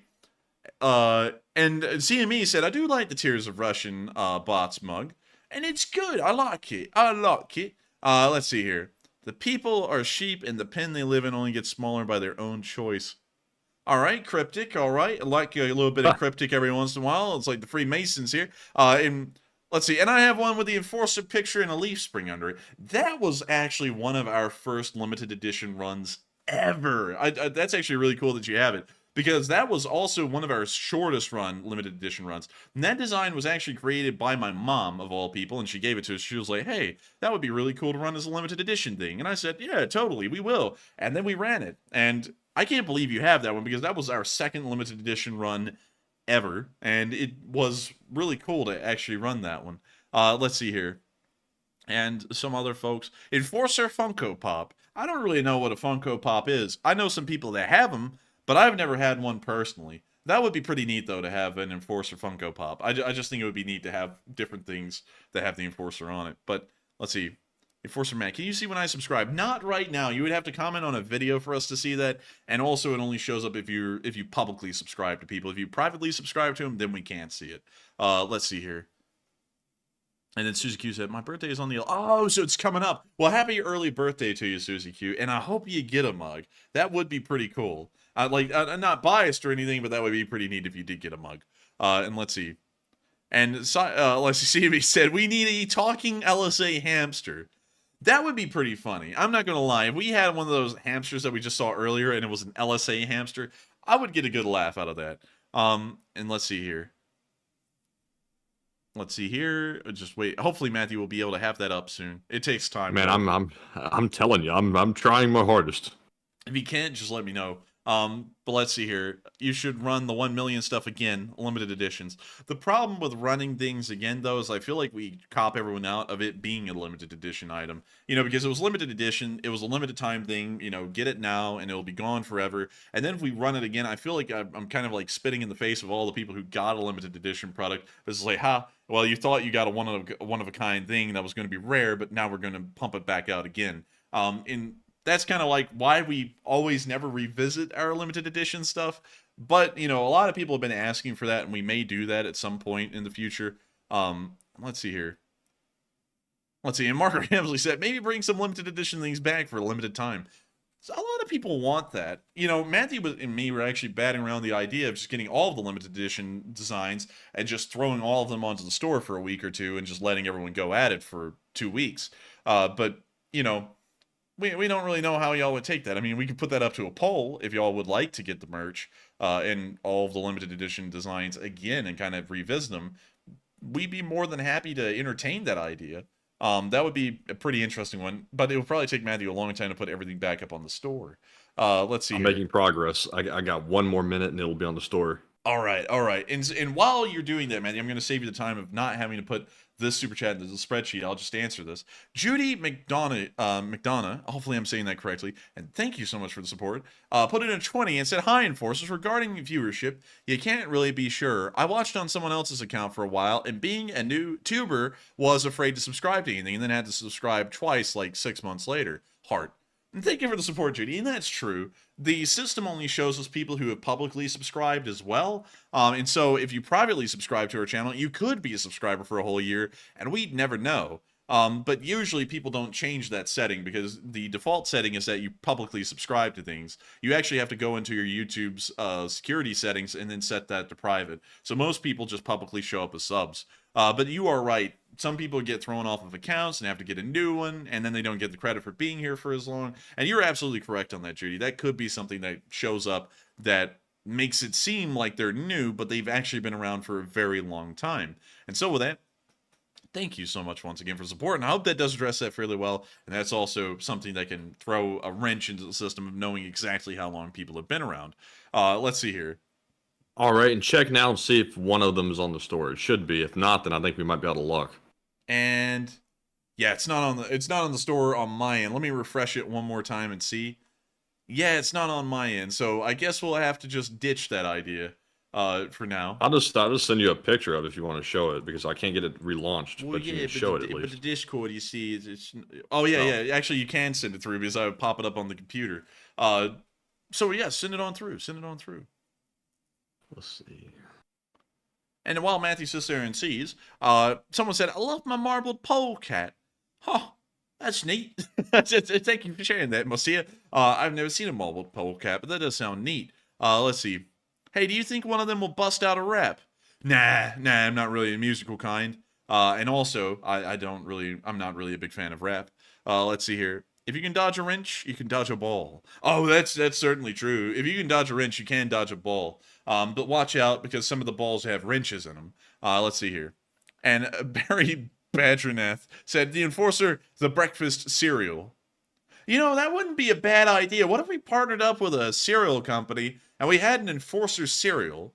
You know, we were actually kidding around a while ago that we could do something with Black Rifle Coffee Company, because that's like the closest thing to having a branded cereal, and have the Enforcer name on Black Rifle Coffee, because they do that a lot with different YouTubers and creators and stuff like that. But we don't really know about that. We're kind of throwing that around in the air and playing around with it. And also, if that happened, their sponsorship would have to be on a normal video, because we never put sponsorships or anything else on these streams. They just come as they come, and you pop onto them. And if you want to support the streams, you can support it with a super chat, and that's it. Okay, so I actually got the 2 pieces of the merch on the store, so you can go and refresh it now and take a peek. And so let's see here. I'm still not seeing them on my end. Go to your phone and see if you see it. Well, I wouldn't be able to show it on my phone, Governor, but I will You take can take a look. screenshot. Well, there wouldn't really be any way for me to share it or anything. Okay, I'll take a screenshot. All right, all right then. Do what you must. Do what you must, and loading it on it. Yeah, it's actually on my phone. It is on my phone, but it's not showing up on my computer. So let me see if I can possibly There. get. All right, and I heard a very definitive there, and so there we have it. There it is. We'll do it live. What? Oh, wait a minute. Wait a minute. Hold on. I gotta catch myself there. Well, damn, we'll do it live. But there it is. There's the "He's Watching You" poster. And this was Quite clever, if you ask me. Yeah, it was pretty cool. It looked just like the original one, and I thought it was pretty neat. And a lot of y'all thought it was neat too, but that's what the shirt we've been talking about for about 3 or 4 minutes is. It's this one. And so with that, I hope that does address that fairly well. And now you finally got to see the one I was talking about, but that's just one of a million of them. Of course, a lot of the coolest ones that we've had were made by Avogadro's Number, and those all largely revolved around the Lee Spring Army's Honey Badger. And those were great. I mean, you can't even, like, honestly, like, while I said this one's the best, Avogadro's Numbers are the best, period. You know, they beat these because it was actually original, it was hand illustrated, it was super cool. And I think the $1 million merch run beat out the original Honey Badger design, because the one with the $1 million sign on it, that one was just so cool because, like, it was hand drawn again, and it was just neat. It was a really cool design. But with that, I hope that does address that fairly well. And finally, with that, we are on to the next one. Excuse me. And also, by the way, because I can't figure out how to get the damn thing off the store, Teespring needs to work on that, by the way, because I couldn't hardly get it relaunched to, like, show everyone. And now I can't get it off the store, so it'll be on there for a short while. Didn't intend for it to be that way, but it's going to be on there until I can get it taken off. But anyways, moving on to our next super chat, it goes to Anastasia Haslog, who puts in a $10 donation. And thank you very much for the support. They said, much love and prayers for school, and live chat, please. By the way, my son loves falling asleep to the stream and your voices, and he's like 2. And he's been hearing your lives since he was 7 weeks old. And man, that is crazy. That's crazy, actually. That's insane. Wild. That kid's growing up on the Enforcer channel. He's going to, in elementary school, man, he's going to be sitting there talking about. So you see, it's actually the logistical concerns that you're caring about in the war. You see, we need to get down to the numbers and the metrics. But I got to say, Anastasia, thank you so much for the kind words. And that's actually really wild to hear that that kid is pretty much grown up at this point, listening to our show. That is, honestly, Matthew, I gotta say, that is so weird to hear, that we've been on air that long, that someone could actually grow up a good bit, like most of their life at being 2 years old, listening to our show. And that's also really That cool. is crazy. That is also really cool to hear that they've also fallen asleep to the sound of our show. That's actually really cool, and I bet that's really been helping you out as a mom, getting the kid to sleep, because our mom is always telling stories about how one of us was really loud and cried a lot and was, you know, was taking up a lot of her precious sleep hours. And so we know just from our mom stories that it's really rough to get a baby to go to sleep. And so I'm happy to know that we have been able to help out with that. And thank you so much for the high praise as well in helping this channel to keep on running, because folks like you have made this channel possible and have made it possible for us to be on for so long that a 7-month-old baby now turns into a 2-year-old toddler, and we've been on air the entire time. And so thank you so much once again. And that is so weird, Matthew. I kind of feel like Mr. Rogers now, you know, when he was closing off his show, and he was like, you know, many of y'all I've seen as adults in the street that watched my show back when it originally went on air. You know, and it's like, that's weird. Like, you know, you couldn't really put that into, like, understanding. Now that's like, that is so weird. That kid will... I'm guessing that kid's already said his first words, but if he hasn't, then that could be concerning. He could be like, "Goo goo gaga, damn son, where'd you find this?" Yeah, or better yet, Matthew, he's gonna sit there, "Goo goo gaga, hello everyone, I'm the enforcer," and then he just goes back to "Goo goo gaga," and Aaron's gonna be like, he shouldn't have watched that show, should he? He's going to grow up, Matthew, to be a social media influencer. Oh, get that kid off that shit. Get that kid off the show. Get that kid off the show. Tell that kid to get a job, like a good one, like be a plumber or a lawyer or something. But anyways, I'm just kidding. Thank you so much once again for the high praise, though, Anastasia, and thank you so much once again for enjoying this channel enough to support us and help us to keep this thing rolling. And so with that, we are on to the next one. I hope we addressed that fairly well. All right, and the next one goes to David Baker, who puts in a $10 donation. And thank you very much, David, for that support. And there's no comment to address, sadly, but we do appreciate it very much. And the next one goes to Psyops, yet again, who puts in a $10 donation and says they are dropping hamsters because the orcs love. Huh? I can't read that part. Oh, wait a minute. I can see it that's depravity. That is depravity. I couldn't read that off or even hardly think about that. But violating thank the you very much for Geneva the support. Convention in a super chat speed run right there. That is. Man, I had to read that twice in my mind. That's why I took such a long pause to make sure I read that properly. But anyways, with that being said, moving on to our next one, we have a $10 donation from Craig Platel, who says that GLSDBs are still not in Ukraine, and they won't get them until fall at earliest. And per testimony to Congress, United 24 is conflating approval with actually receiving them. And I thank you so much for the support. But the thing about United 24 is that it is an extension of the Ukrainian government. So if they say something like that, it carries a lot of weight that they have gotten it. And also, I have to remind you that Congress said we would eventually send them AGM-88 HARM anti-radiation missiles. And while they were saying that, the Ukrainians had already had the anti-radiation missiles for nearly a month and a half at that point. So, you know, want to keep that in mind, but I do thank you for the support, and that is true according to Congress. But we have also heard before at some point that they did receive them from Turkey, from what we were told, and United 24 is very adamant on they have received them and have actually used them in the field. And so with that, thank you so much once again for support. I hope that does address that fairly well. And also, Matthew, everyone in the live chat got it. This is going to be the kid's first words, Matthew. He's going to be sitting there and going, "Oh, man, I'm telling you." And then go right back to being a baby. Oh, no. That poor kid, he's going to go to school. He's going to get no respect. I'm telling you. Oh, man, I'm telling you. He's going to get no respect around here. Oh, man, it's going to be terrible. Terrible growing up. Oh, man. I'm telling you. I used to watch the Enforcer show. Oh, the kids there would beat me up for lunch money. Oh, man, I have no idea why. Oh, man, I'm telling you. But with that, I hope they did. Oh, man, wait a minute, I'm telling you. I used to go to school. I used to watch the Enforcer. Oh, man. Kids at the playground would say, "You need to come up with better content." Oh, man, I'm telling you. I didn't even run a YouTube channel. Oh, man, I'm telling you. I don't even know why in the world I was talking like this. I was just born like this. Now, my mother had me watching some show. I don't even know what. Oh, man, I don't even know what it was called. Oh, man, it was the enforcer or something. Oh, man, and I'm telling you, he screwed me over. But anyways. Man. You go on the playground with that Rodney voice, you better hope you got some hands. Oh, man, I'm telling you. I was giving out you gotta be ready to let those hands fly. Oh man, I'm telling you, I was giving out lefts and rights, but it wasn't with my fists, it was with my face. I was getting hit by fists from the left and the right. I was giving them lefts and right. Oh man, I'm telling you, it was terrible. But anyways, with that, we're on to the next one. All right, and up next we have a $10 super chat from Alex Yurchenko, who says, "What is the name of the Ukrainian song in the opening intro, and not the anthem or Bayraktar?"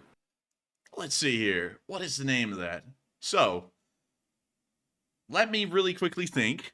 The first one is Pour-In Brothers Crystal Bowls. That's a weird sounding title, but if you actually hear the lyrics, it's about the Cossacks have won a victory, and they're talking about, you know, pouring a chalice of like wine, fine wine or something like that to celebrate the victory. That's the first song. And then the second song is called The Cossacks Were Riding, and it's a war story in song form. It's a folk song that was made around the 18th century, from what I understand, and that is a modern rendition. Well, not really a modern rendition, but it's a modern folk rendition of the song.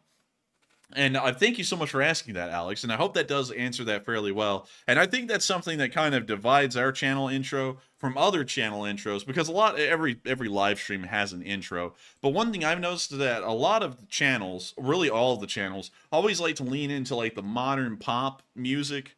And I don't really think that portrays Ukraine well, you know, because like pop music is just generic at this point. Pop music sounds the same everywhere. Pop, rock, all that stuff. It's just the same. The folk music actually like gives like the Ukrainian soul, in my opinion, and like spirit. Like you can actually get an idea of their culture and, you know, how they interact with the world and everything through the way their songs are written and how they just sound. And of course, I'm just a huge fan of older music, really, to be honest with y'all. So that's why I pick it, because, you know, like the new Ukrainian Army song is great and everything, but at the same time, I don't feel like it portrays the same thing as the song Pour-In Brothers Crystal Bowls or The Cossacks Were Riding or something like that. I feel like those songs are just like leagues above all the modern songs, being completely unfiltered. But still, with that, thank you so much for the support, Alex. I hope that does address that fairly well. And with that, we are on to the next one. And thank you so much once again. And our next one goes to Putin will hang in the middle of the Kremlin, who puts in a $6 donation and says, "Question from the chat, please." And thank you very much for that support. And the question from the chat, in honor of the super chat, goes to Danny, who says, "Is there such a thing as a proximity round for machine guns?" I don't think so. I would have to declare ignorance on that, because I don't know for certain, but I have a feeling that there isn't. I think the closest thing you could get to that is an X-Acto round, but those are very expensive and given to marksmen. I don't think they fire those out of machine guns. So with that, I thank you so much for sponsoring the live chat, and I hope I answered that fairly well, but take it with a grain of salt, because I don't know if that's true exactly. But with that, I hope that does address that fairly well, and we are on to the next one. Thank you so much once again. And our next one goes to David Baker, who puts in a $10 donation. And he says, oh, wow, I really have no idea how this works, LMAO. This is my third chat, and I finally did it right. Oh, man, I'm telling you. Oh, man, I'm telling you. I get no respect around here. I was trying to throw in a super chat. Oh, man, and I was never able to throw in a message. And they just kept on covering it. They kept on going, oh, man, thank you. But thank me for what? I hadn't even put in a comment. Oh, man, I'm telling you. These people, they give me no respect around here. But still, oh, man, I thank you so much for the support. It's your third chat of the night, and you finally got the comment out. Oh, man, I'm telling you. I get no respect around here. But still, with that, thank you so much once again. I hope that does address that fairly well. And with that, we are on to the next one. And the next one goes to Joe Little, who puts in a 5 and says, "How does a Gen X get through the Reddit shadow ban to post anything on Reddit? Not mad, just sad." And I thank you for the support. I gotta be quite honest with you, I don't really know how Reddit works. Back in the day, people actually found my account on Reddit, and you can see it, you know, whenever we click over to Reddit on the links. But people found my account to start giving me awards and stuff, and I don't really do a lot on Reddit. In fact, I actually largely avoid Reddit, unless if I'm gathering up news, because I'm just not really a big person for social media of any kind, and Reddit falls in that category. So to be honest with you, I don't even think I could really help you there, because I don't really know much about Reddit, rather than I go there to find news, and they got a lot of good frontline clips and videos there. But also, from what I've heard from other YouTubers that I've talked to in the past, they all kind of avoid Reddit with a passion, because everyone on Reddit hates almost every YouTuber, because the YouTubers are always wrong and they're always right. And, you know, so you end up just going there to get lambasted. But with that, I hope that does address that fairly well. And thank you so much once again for the support. And with that, we are on to the next one. All right, and our next super chat is going to go to CK Bold, who puts in a 5 and says, take a live chat question. And of course we will, and thank you very much for that support. And the live chat question goes to MGP, who says, any news on what China thinks of Russia hitting the grain that was going to China? We actually haven't heard any public comment on that, interestingly enough. The Chinese have kept quiet, so I have a feeling that they're exchanging words with the Russians behind closed doors. And so with that, I hope we answered that fairly well. And thank you so much once again, CK Bull, for sponsoring that live chat. And with that, we are on to the next one. And up next, we have a $10 super chat from the entire family. Billy, Joe, Carl, Bob, Danny, and Frank. And it said, read the following in an old, grumpy, slightly drunk, slightly hungover man's voice. And I can't even begin to do that. So, Enforcer, would you like to give it a go if I put it in the chat? Yes, put all of them in the chat in sequence, and I will make sure to give it a run. All right. Let's see. Oh, man, I'm telling you. Oh, man, I'm telling you. And there it is. Who in their right... Wait, hang on. They're turning the freaking frauds. Who in their right mind starts a stream at this ungodly hour? It's freaking 4 a.m. Oh, man, I'm telling you. Us Europeans get no respect around here. Oh, man, I'm telling you. Oh, man, everyone just expects us to get up at the break of dawn. Oh, man, I'm telling you. And I'll tell you this, we get no respect for that, literally. Like, we run this thing when we can. You know, if we ran this thing earlier, we wouldn't be able to do it. Because everything else would conflict in the day. And so many people want us to run it at a different time, like at like 2 o'clock in the morning and start there. And we just physically could not. We would die. But still, thank you so much for the support. I hope that does address that fairly well. And I hope that's what you were looking for. And so with that, I hope that does address that. And thank you so much once again. And with that, we are on to the next one. All right, and up next we have a $10 super chat from Coral Danilo, who and thank you for the support. And he says, "Make Russia Muscovy again." Muscovy. Yes. Yes. And thank you so much for the support, Coral Danilo. And I would agree, make Russia Muscovy again. And so with that, Thank you so much once again for the support, and thank you once again for helping this channel to keep on running. And so with that, thank you so much. And slava Russia and slava Ukraine. And with that, we are on to the next one. And the next one goes to Neil Vizanant, who puts in a 5 and says, "Drone cat, army dogs, attack pig, and now the trench cat. And what's next? LOL." Man, the trench beaver. That beaver, man. Remember that thing went flopping into that trench and tried to bite that guy's ankle? Yeah, that thing was vicious. That thing is next. And so with that, thank you so much once again for support. I hope we addressed that fairly well. And with that, we're on to the next one. All right, and up next, we have a $5 super chat from Forbidden Doritos once again. And he said, "My name came from the engine of the RX-7. Oh. And what's that? Forbidden Doritos? What's it? I have to say, I don't see the connection because the RX-7 had a rotary engine. So why would it be called the Forbidden Dorito? Are you talking about the rotary part of the engine, like flying out of the engine or failing? I think. I don't know. I'm not a mechanic, but Hey, I think that's what he's talking about. Listen, I don't know a damn thing about cause. I'm taking that at face value, man. Like, I'm taking that at face value.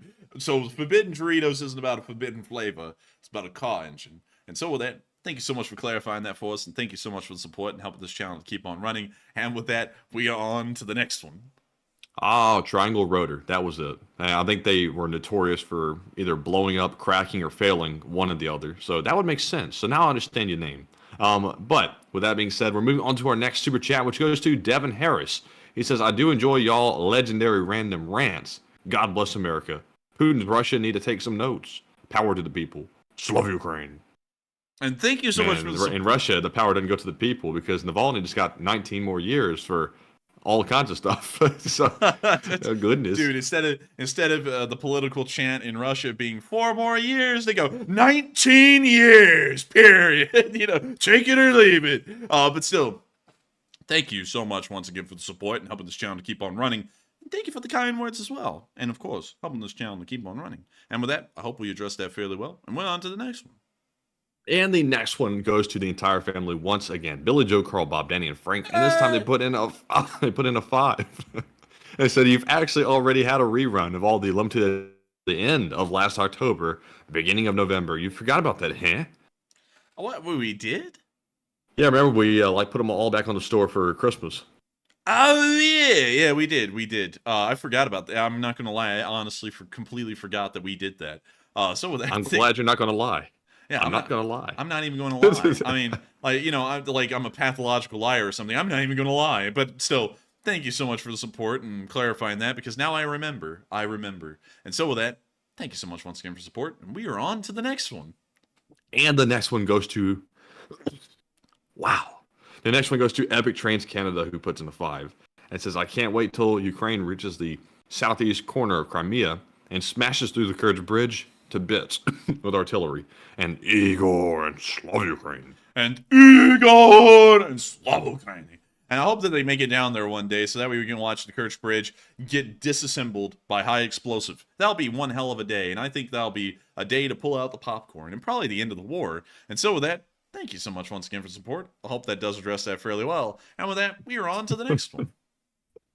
I don't know if this is a joke. I don't know what kind of engine these folks are talking about in the comments. Do you see this, the Wankel engine?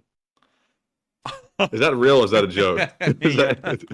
Oh, hang on. Oh, wait a minute. It's real. Oh, it's for real? Okay, Yeah. I guess it's just, you know, your mind just gets in the gutter. But that's sort of funny. Look, it's a Wankel rotary engine. So whenever you have whenever you have a goofy engineer that you want to call, you know, something else, you go, yeah, freaking Wankel. I will say though, like seriously speaking, the rotary engine had a good sound to it, but I heard it wasn't reliable worth a damn. So that's why it was kind of like a one-off. But people love the RX-7 or the RX-8, whichever one it is. That it's like got a cult following behind it. Well, I guess if you, but it's got that Wankel in it. I guess if you like that kind of engine, yeah, freaking Wankel. Oh man, I'm gonna get kicked out of that for a day or two. But with that, I hope that addresses that fairly well, and we're on to the next one. All right, and up next we have a $2 super chat from Badger Resistance, who says, "If Ukraine reaches top Mach, is it basically over?" If Ukraine reaches top Mach, I didn't know they were a plane. Top Mach. Man, this country is at top Mach, but I wouldn't know because I gotta be quite honest with you. I don't know what top Mach means in this instance. So I'd suppose that the war would be over if they went top Mach. Because the fact of Ukraine slamming into Russia at nearly the speed of sound, I have a feeling that would end up killing a lot of folks. So, yeah, I think it would be over. And so with that, thank you so much once again for the support. I hope that does address that fairly well. And with that, we are on to the next one. And we have a 2 from Cat Chaser, who says, "Which way the wind blowing over the nuke power plant?" At this moment, I'd have to declare ignorance. Unfortunately, we don't know at the time, but it's either usually flowing northwest or directly northeast. So depending on the flow, it could be going towards continental Europe or it could be going towards Russia. And so with that, thank you so much once again for support. I hope that does address that fairly well. And with that, we are on to the next one. All right, and with that being said, we're moving on to our live chat questions. What? And of course, we had the Morse code decoders of the stream. Cliff Simonson, Mark Hodges, Earl Bernew, and Paul Schultz. They said today's Morse code cipher says, "The first line is broken, the other two will follow. Long live the LSA." And that's the sound of money. And y'all got that dead on the nail. Right on board. Top of the monitor. Y'all got that right. I gotta say, that's pretty impressive. And hopefully, we'll see that statement stands up to be true here in the next few days, or maybe even the next few weeks. And so with that, I hope that does address that fairly well. And with that, we are on to the next one. All right, and up next, we have a question from the live chat from Mad Machine, who says, "Are any orc civilians leaving/being evacuated from Sevastopol or Crimea?" They are leaving en masse, but we don't really know if there's any forcible evacuations because we haven't heard anything about it. So I would assume they're not being forcibly evacuated, but there's a lot of them that are leaving. And so with that, I hope that does address that fairly well, and we are on to the next one. And the next one goes to Shanya, who says, "Here was an article," I think I mispronounced that name, by the way, but here was an article the other day saying undergrowth is slowing advances in places, and should we send them napalm? Napalm? You mean napalm? Yes. Man, we about to send them that Louis Vuitton napalm. We ain't sending them that jank-ass napalm. It's napalm, my boy. But I would say, no, I don't think we should be sending them napalm. You know, kind of against cooking people, because that's what it'll end up doing. They'll end up dropping that on some Russians and they'll cook them. And while it's not really against the rules of wars to fry some guys, I'm not really a big fan of frying folks. But, you know, there's really nothing against it. They could do it. They could let it slide. And so with that, I hope that addresses that fairly well. And we are on to the next one. All right, and the next one goes to Micah Ranger, who says, did you see the news on Russian landing ship Gornyak that was hit by the Ukrainian drone? Yes, I did. I actually heard it on Matthew's video today that you can go back and check out. It was a really good video, by the way. I highly recommend folks do check it out. But yes, I did hear about that, and I think it's great. Unfortunately, I didn't include any news on that tonight, though. But with that, we are on to the next one.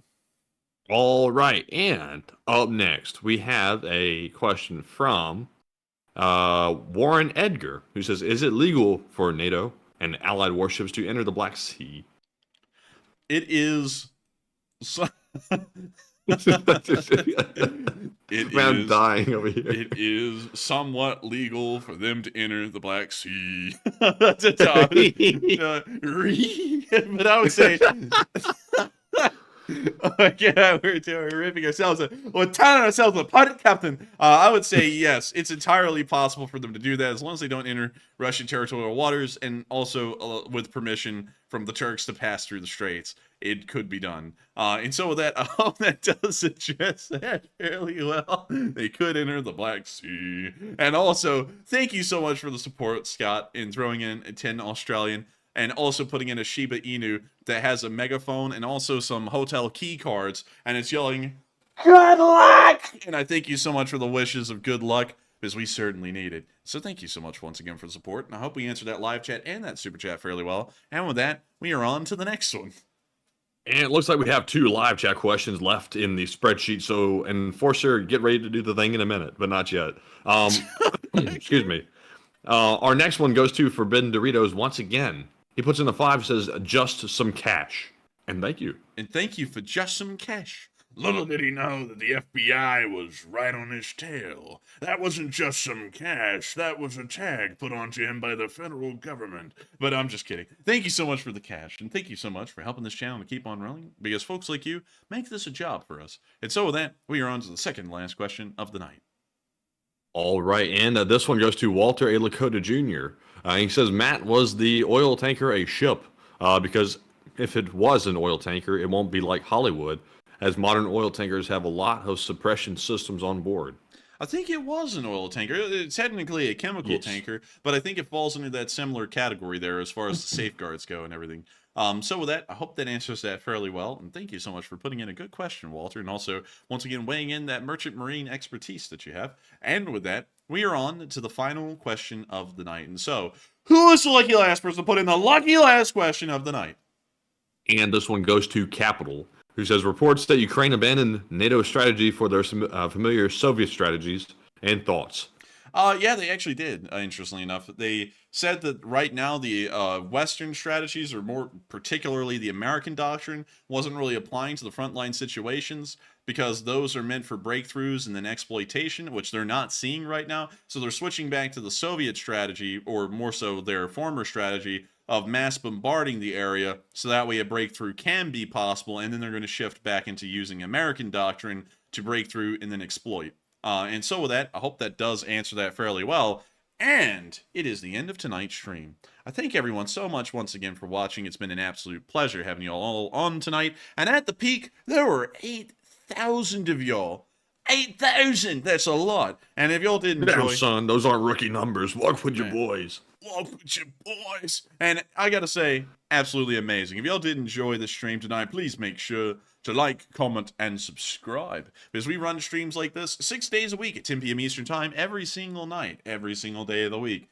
I don't know how that's going to work through law school, but we will figure that out, or we'll have to roll streams back either way. We'll find that out, though. But still, thank you all so much once again for watching. Good night, good luck, take care, stay safe, Slava Ukraini, and long live the Least Spring Army. The Least Spring Army never dies. And good night, folks. See you all tomorrow. And, of course, Dreamaholics. Good night. Trapaholics. Walk with your boys. Yes. The Least